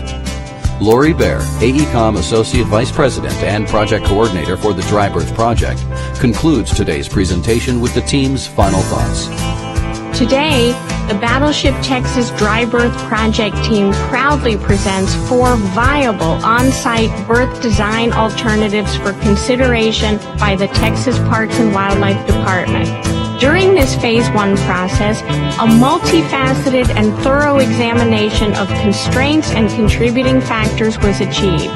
This effort ranged from an in-depth marine survey of the battleship to geotechnical and structural analyses, and from stakeholder and agency coordination to environmental and cultural resource studies. The accomplishments of Phase 1 will propel the team forward to complete our tasks for Phase 2. As we initiate and complete the NHPA and NEPA compliance processes, we have the facts, the understanding, and the relationships to ensure that this project is a success. Operating in alignment with the leadership and guidance we receive from our TPWD project manager, Neil Thomas, our team's success will be achieved through a strong commitment to communication, teamwork, and respect throughout the project. Fully enthused by this great challenge, we continue to be honored to be here today, providing resourceful and worthy solutions for the citizens of Texas. We are on board and ready to participate in creating Battleship Texas's permanent place in history.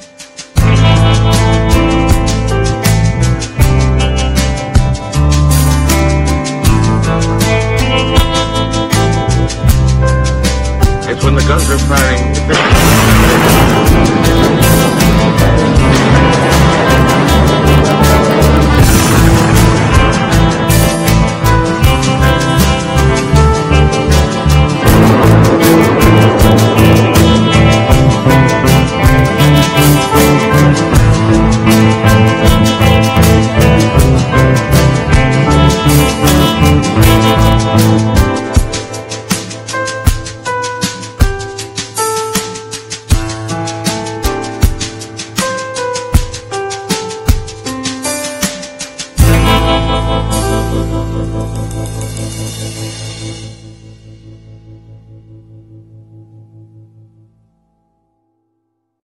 Sea parte del cambio que usted busca y sea parte de la celebración del 150 aniversario del nacimiento del apóstol Gandhi.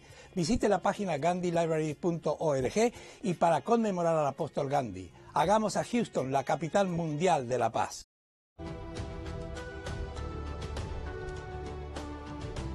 Welcome to The American Veteran, a news magazine produced by the Department of Veteran Affairs.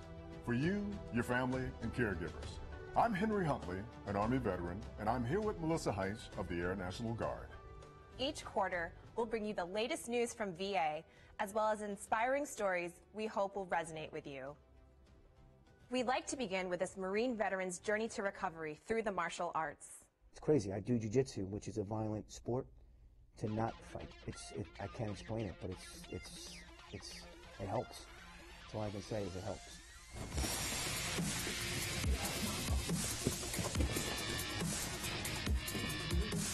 I mean, I might be a little anxious, but once those two hands bump and you trust the person, you know, it takes a good minute, 2 minutes in a row. Oh my God, good.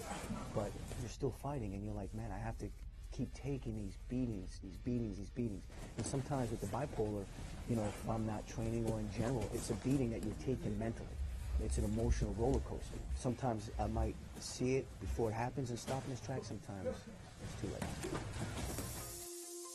The counseling sessions help me tremendously. Hey, how you doing today? What's up, dude? Checking in? Yeah, man. I have something to look forward to, and it's like, you know, I'm being constantly placed in check. I keep going off the road. He guides me. Whoop, back on. Whoop, whoop. Appreciate it. I really feel like I'm getting the help that I need. You could say under the internet. I believe that you can be rehabilitated, or you can find a way to overcome. It's awesome. And then this is an added thing. It's the medication.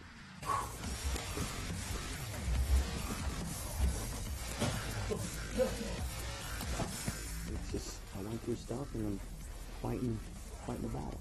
I can't control that. I'm not afraid to do anything anymore now. I have a sense of confidence, not arrogance, but confidence, like, I feel good.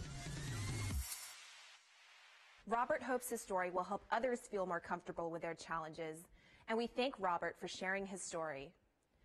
All of the stories we bring to you today can be found online at VA's blog, Vantage Point. Visit us at blogs.va.gov. In 2006, Marine Gunnery Sergeant John Fry was 1 week away from leaving Iraq to reunite with his wife and 3 children. He never made it home. Today, Sergeant Fry's legacy lives on thanks to his wife, Malia.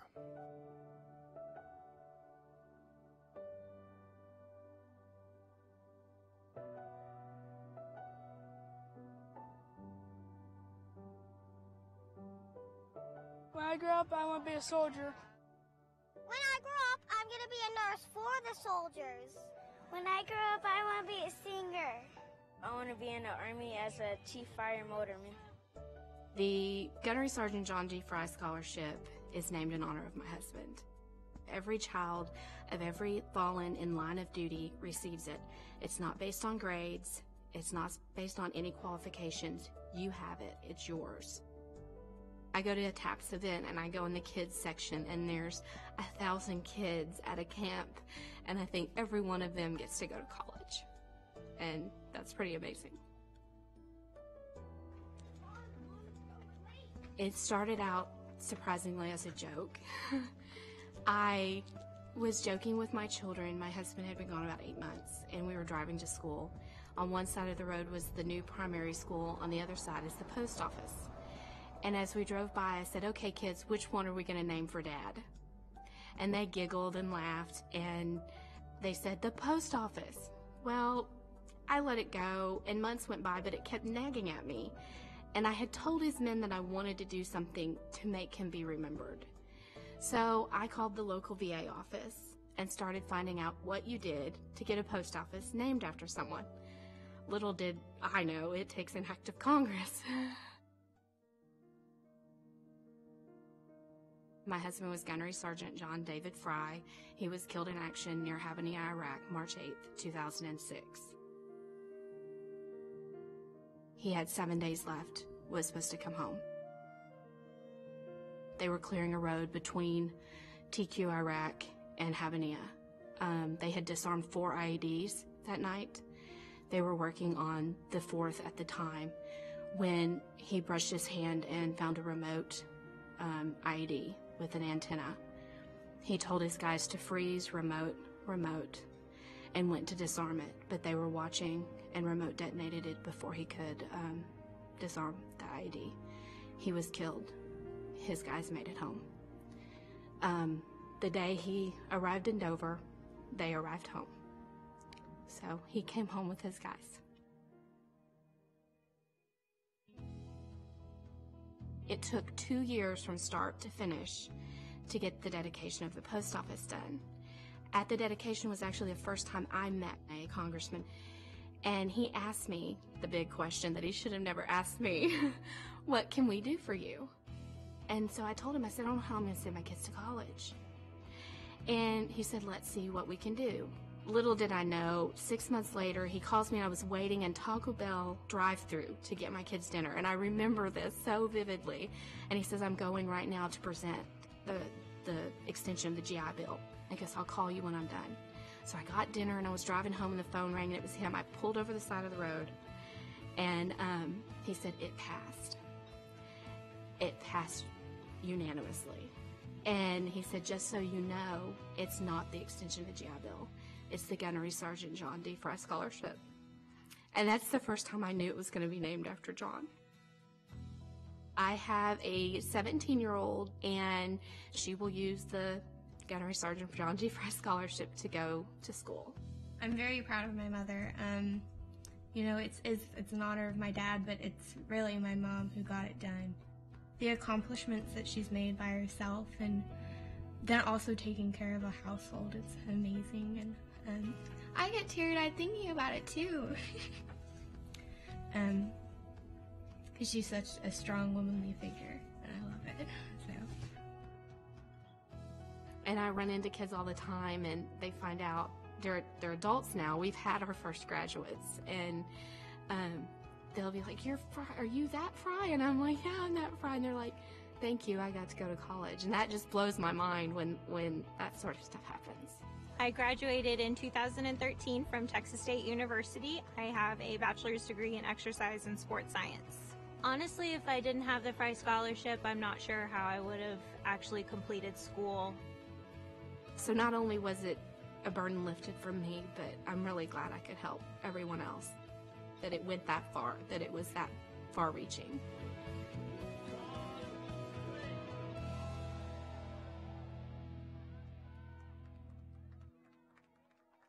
For more on the Fry Scholarship, as well as the many benefits and services VA offers, visit explore.va.gov. In February 72 years ago, the United States Marine Corps landed on the island of Iwo Jima. The 5-week battle was one of the fiercest of World War II. Herschel Woody Williams was there. Much of that day was just absolutely blank. Now, there are other things that are so vivid that I've never been able to get them out of there.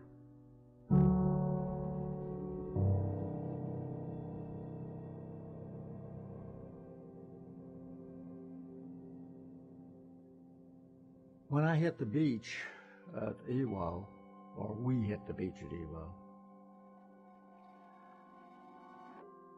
we had established on Guadalcanal a special weapons unit, that's what we called it.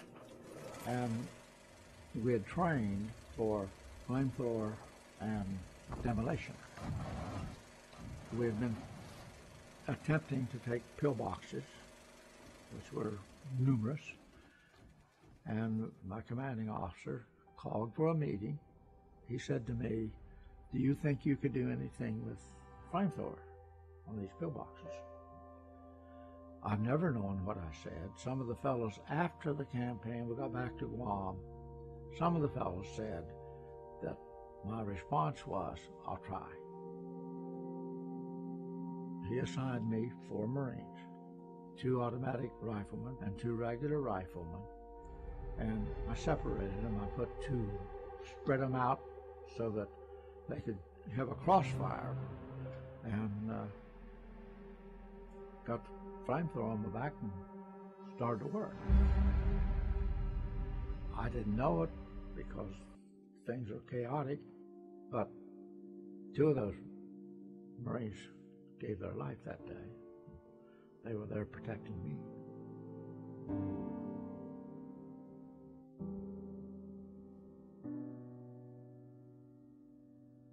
There were 13 of us receiving the Medal of Honor the same day. And of course, President Truman was doing the presentation. They have to read the citation, then they give the president the medal and he puts it around your neck. My body is shaking. That's how scared I was. And he said to me, as he said in many ways, different ways to different people, that he would rather have this medal than to be president. The next day, we had to report to the Commandant of the Marine Corps. I've said I don't know where I was more frightened, with the President or with the Commandant. I think with the Commandant. He meant more to me in the Marine Corps than the President did. You know? But one of in his conversation, one of the things that he said that's always been there is that medal. And he didn't make any motions.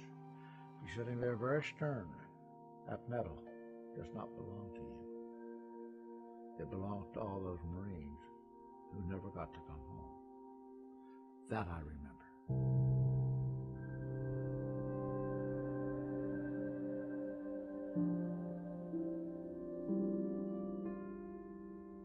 When I first got home, I got a letter from the VA, from the Veterans Administration, saying that I could have a job as a contact representative, and 33 years later I retired.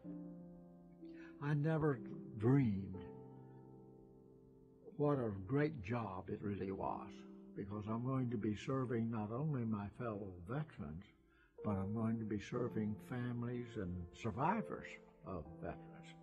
And it makes you want to do everything you possibly can, and even more, to service them, to help them, to give them something that maybe they wouldn't have received any other way. So it was very rewarding. Best job in the world. I don't think it's a fault. But sometimes we do forget things that are very important to us, not necessarily just to us, but for historical purposes. We sometimes forget the sacrifices that have been made by families, by loved ones, by veterans, just so we can wake up free every morning. And without that, without that commitment, that dedication, and that sacrifice, we wouldn't be America. We'd be something else. For more than 3 decades, Woody continued his service to America by working with other veterans at VA in West Virginia and New Mexico. We thank you, Woody, for your dedication and service. After the break, Dr. Shulkin, why did you take this job? We sit down for an interview with the new Secretary of Veterans Affairs. And to help serve our veterans. I didn't want to talk. She just sat with me. That was all I really needed. Come on, Mark. We got back, and of course we went to different cities. One day he called me out of the blue, and it's comforting to know that I always can count on him to have my back. Well, we hadn't talked for a while, and then she texted me, and we went for a walk. She called me from time to time. I really didn't think I needed any help. I was away from my family during the holidays, and a friend invited me to their house for dinner. It really meant a lot. He knew I was having a rough week, so he asked me to go fishing with him. My friend knew that I didn't want to go out, so she brought me dinner instead. It took me from being really depressed to feeling like somebody cared. It gave me some hope. Just that one text. Be there. Your call, your presence, your words, your support. Be there and help save a life.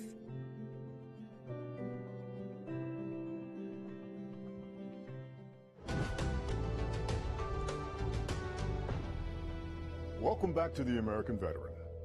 Last December, VA expanded the Veterans Crisis Line with the addition of a new call center in Atlanta, doubling VA's ability to help veterans in need. We visited the new center to explore its resources.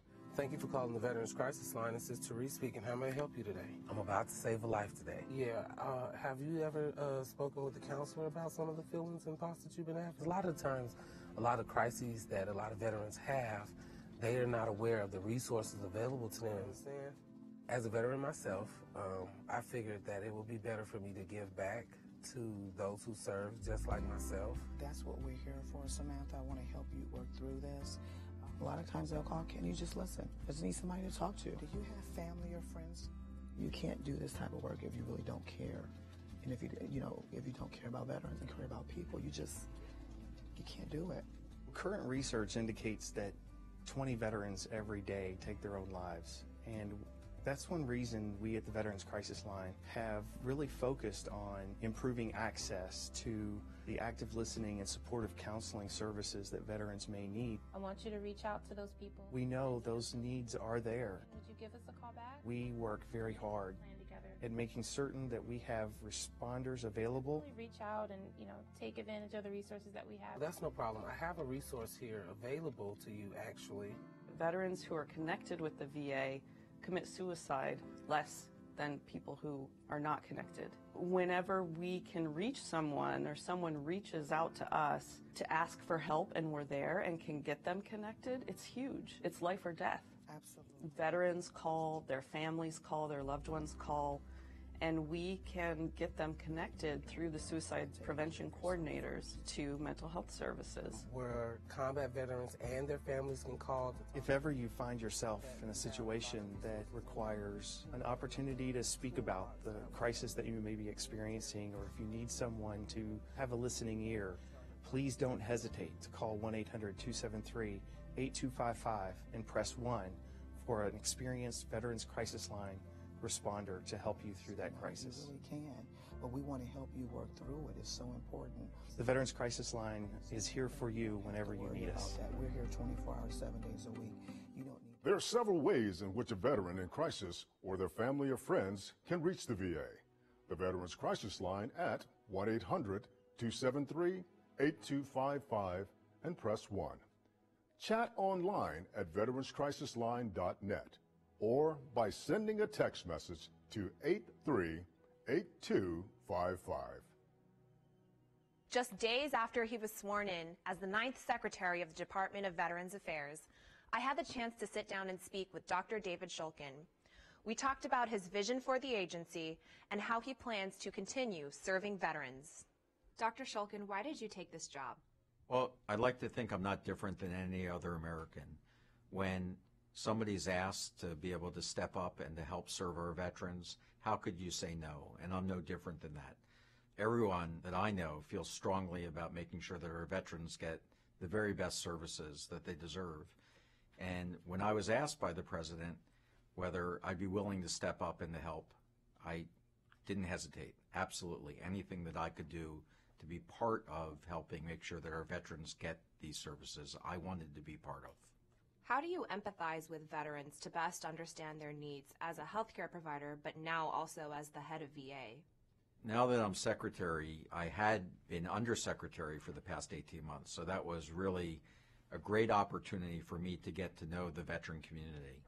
And I'm so grateful that so many members of the veteran community reached out to me and really allowed me to understand what their needs were and what was important to them. So I feel like I got the best training by really listening and being part of that community. And so now, moving forward, I'm going to rely upon those same people and groups that have counseled me to actually step up and make sure that I am being responsive to the community and that we're designing a system that truly is veteran-centric. What are some of the biggest challenges that face VA as you take on this position, and how do you plan to address them? Well, I think some of our challenges result directly from our crisis that happened in April 2014, which was really a crisis along many fronts. But the end result was that we lost the trust of the people that we serve, and that truly is a crisis. any company, any organization, government that loses the trust of those that they're serving really has to fundamentally rebuild itself. And I think that's where we are. It's much easier to lose trust than to build trust. And so it's taking us a while, although I believe that we are making important progress in regaining that trust of the veteran community.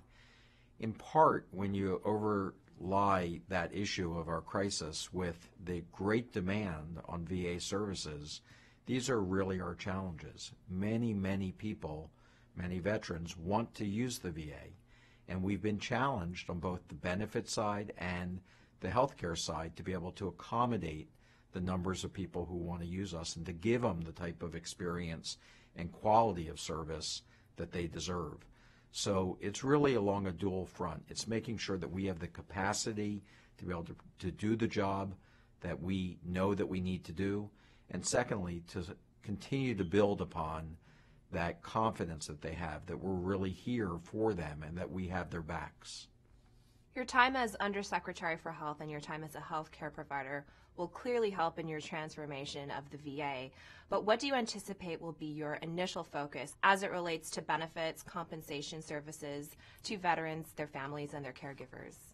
Overall, we want veterans to see us as a single VA and not as separate administrations in cemetery, benefits, and health. So I think we're trying to create a singular experience for veterans where they feel like we understand them, we're here for them, and we're responsive to their needs. When it comes to benefits in particular, I think that we have to make the process easier.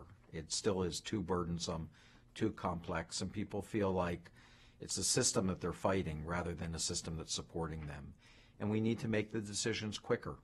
Part of that is that we need to have some legislative relief, and we're hoping to soon be able to pass a appeals legislation that would modernize the process. But part of it is we need to continue to look internally to find ways that we can do this better. I think our cemeteries actually show us a way forward. This is a part of the organization that most people don't recognize. Rates #1 in satisfaction, and that really means satisfaction to the families in terms of giving their loved ones the respect and the service that they know that they deserve. And I think they are leading the way in showing us that this can be done within VA. And of course, health, which is so important, has the same challenges, but I know that we can meet the needs and that we can do better, and we will continue to do better because this is so important for us and for the country. As Undersecretary for Health, you continue to see patients within the VA healthcare system. Is this something that you plan to do as Secretary of VA? I do. I think it's important for me to make sure that I stay connected with the type of services that we deliver, and I get tremendous value from being able to actually take care of veterans and hear from them and work with staff and see the basic environment that we're all trying to build and to improve, and also see when there are deficiencies. I'll be heading up later today, actually, to spend time on President's Day when I round with our doctors and nurses taking care of patients in our hospital. I think that's an important part for me of making sure that I'm contributing back, and for me to make sure that I'm grounded in what's important to do for us to provide the very best care to our veterans. What are some of the sentiments that veterans feel when they see you treating them? Do they have any idea of who you are? Well, no. They don't know who I am. I'm just a doctor. I'm there to help veterans, and I don't want anybody to view me any differently than one more person who's there to serve them. Check out the full interview with Secretary Shulkin on the Vantage Point blog. Visit blogs.va.gov. Coming up next,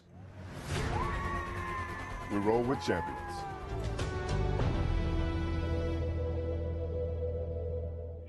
It's time we all thought differently about homeless veterans. I never thought of myself as a veteran, even though I served in the military. Because when we know who our veterans are, I never thought of myself as being at risk for homelessness, even though I lost my job and couldn't pay my mortgage anymore. When we understand how easily anyone can become homeless. I never thought of hiring a veteran, even though I was looking for someone with leadership skills and training. When we realize how valuable our veterans are. and how we can each make a difference in their lives. I never thought the VA benefits I'd earned included services for homeless veterans. And when we understand that VA is here to help, we can end veteran homelessness. I never thought my life could turn around from being homeless to having safe housing and a job until I turned to the VA. If you know of or are a veteran who is homeless or at risk for becoming homeless, contact the nearest VA medical center for support at va.gov/homeless.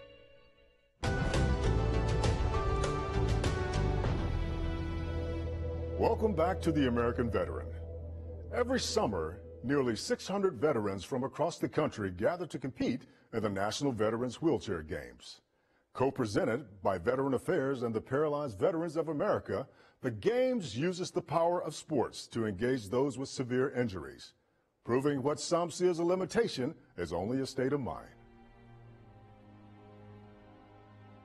Having a disability need not be an obstacle to an active, rewarding life. With a partnership of VA and PVA, this event has evolved to become the crown jewel of adaptive sports. Now is your time to reclaim life. Now is your time to lead once again by example. And now is the time to carry these miracles back into everyday life and inspire others to follow. You are here because you want to better yourselves physically, and you've all worked very hard to attain that goal. You have strength of mind and body. You have endurance and determination of will. That same courage and determination that brings you here brought you to the streets of Fallujah and to the mountains of Kandahar, to Da Nang and to Hue. You've been to Iwo Jima, Omaha Beach, Nasiriyah, and Ramadi. You put your life on the line in service to our country in the face of seemingly insurmountable odds. And you have continued those efforts here this week. You are a veteran. I'm a veteran. I'm a veteran. We are veterans. I am a veteran. I'm a veteran. I'm a veteran. I am a veteran.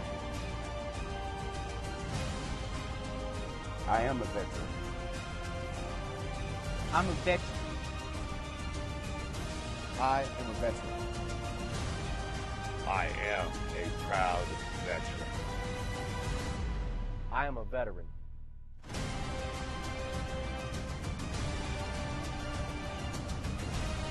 You are a veteran, and by your example, you will touch the lives of many people whom you will never even meet. The 37th Annual National Veterans Wheelchair Games will take place in Cincinnati this summer. Registration is now open at wheelchairgames.org. That's it for this edition of The American Veteran.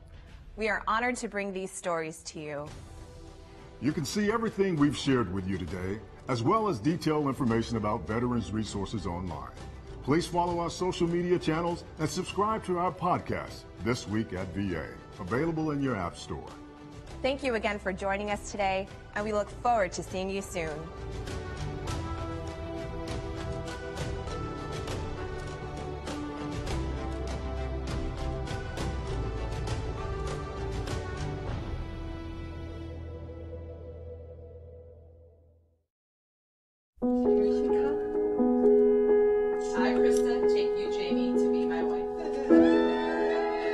The ceremony was a blast. It was just like this surreal moment of my dreams are coming true. When we found out that we were pregnant, we were just elated. We were just sitting there waiting for the pediatrician. She said, "Oh, I apologize. She won't be taking you in as a client."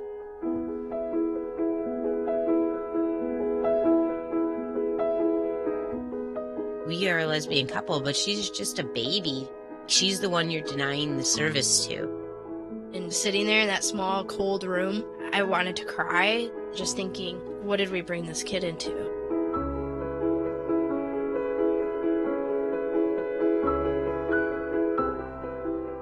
We're simply asking to treat our family the same way that you would treat any family.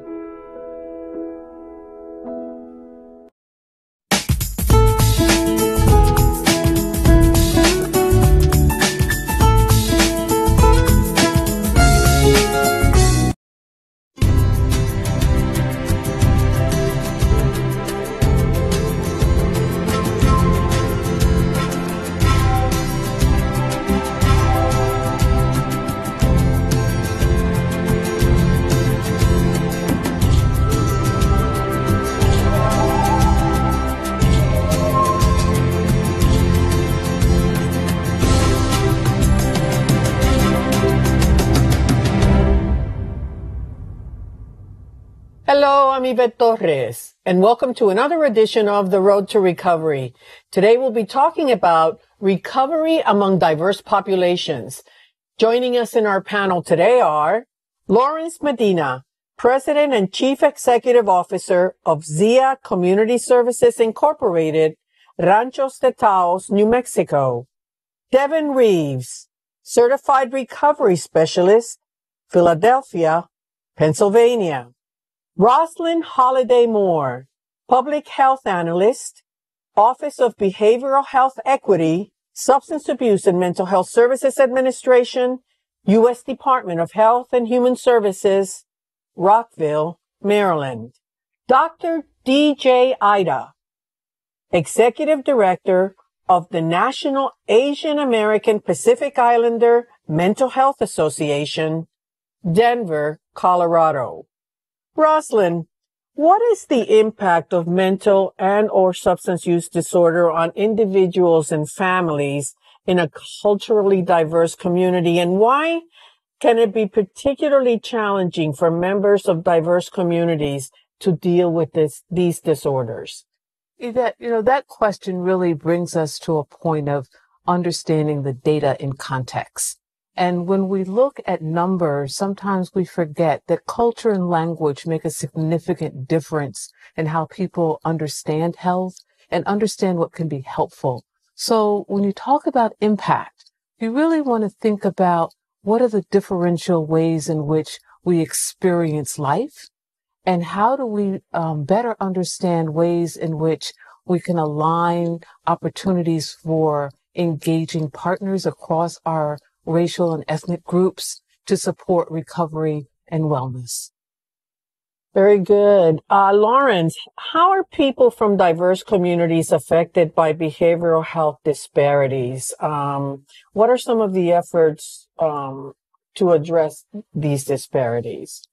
Well, one of the biggest things, and I know in New Mexico, is access to treatment is a big issue, real basic, and especially in poorer states where there's not a lot of resource, the lack of detox centers, treatment centers.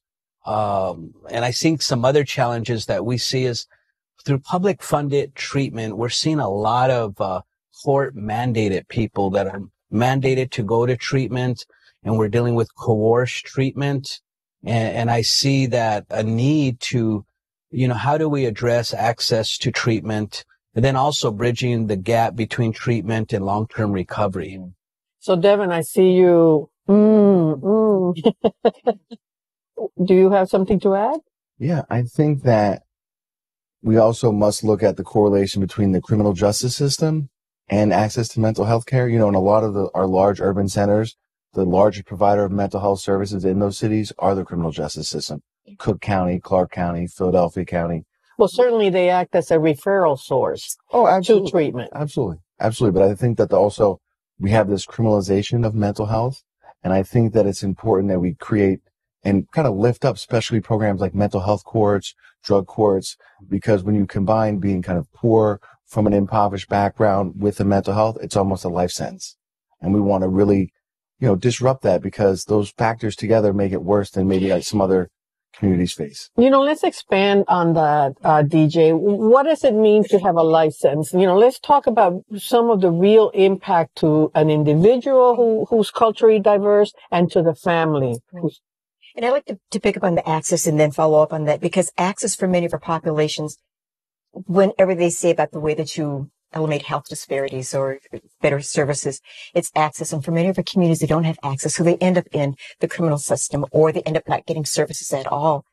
And in our communities, let's say if it's a parent, if they either get incarcerated, they don't receive the services that they need, the children are the ones that also suffer. And so there's this kind of a domino effect that's going on. And because when we're looking at it, a lot of our communities have different ways of either looking at the issues or getting treatment that completely changes the way that a lot of us have been trained. So this continues on generation after generation. And these are the kinds of issues where there really are long-term effects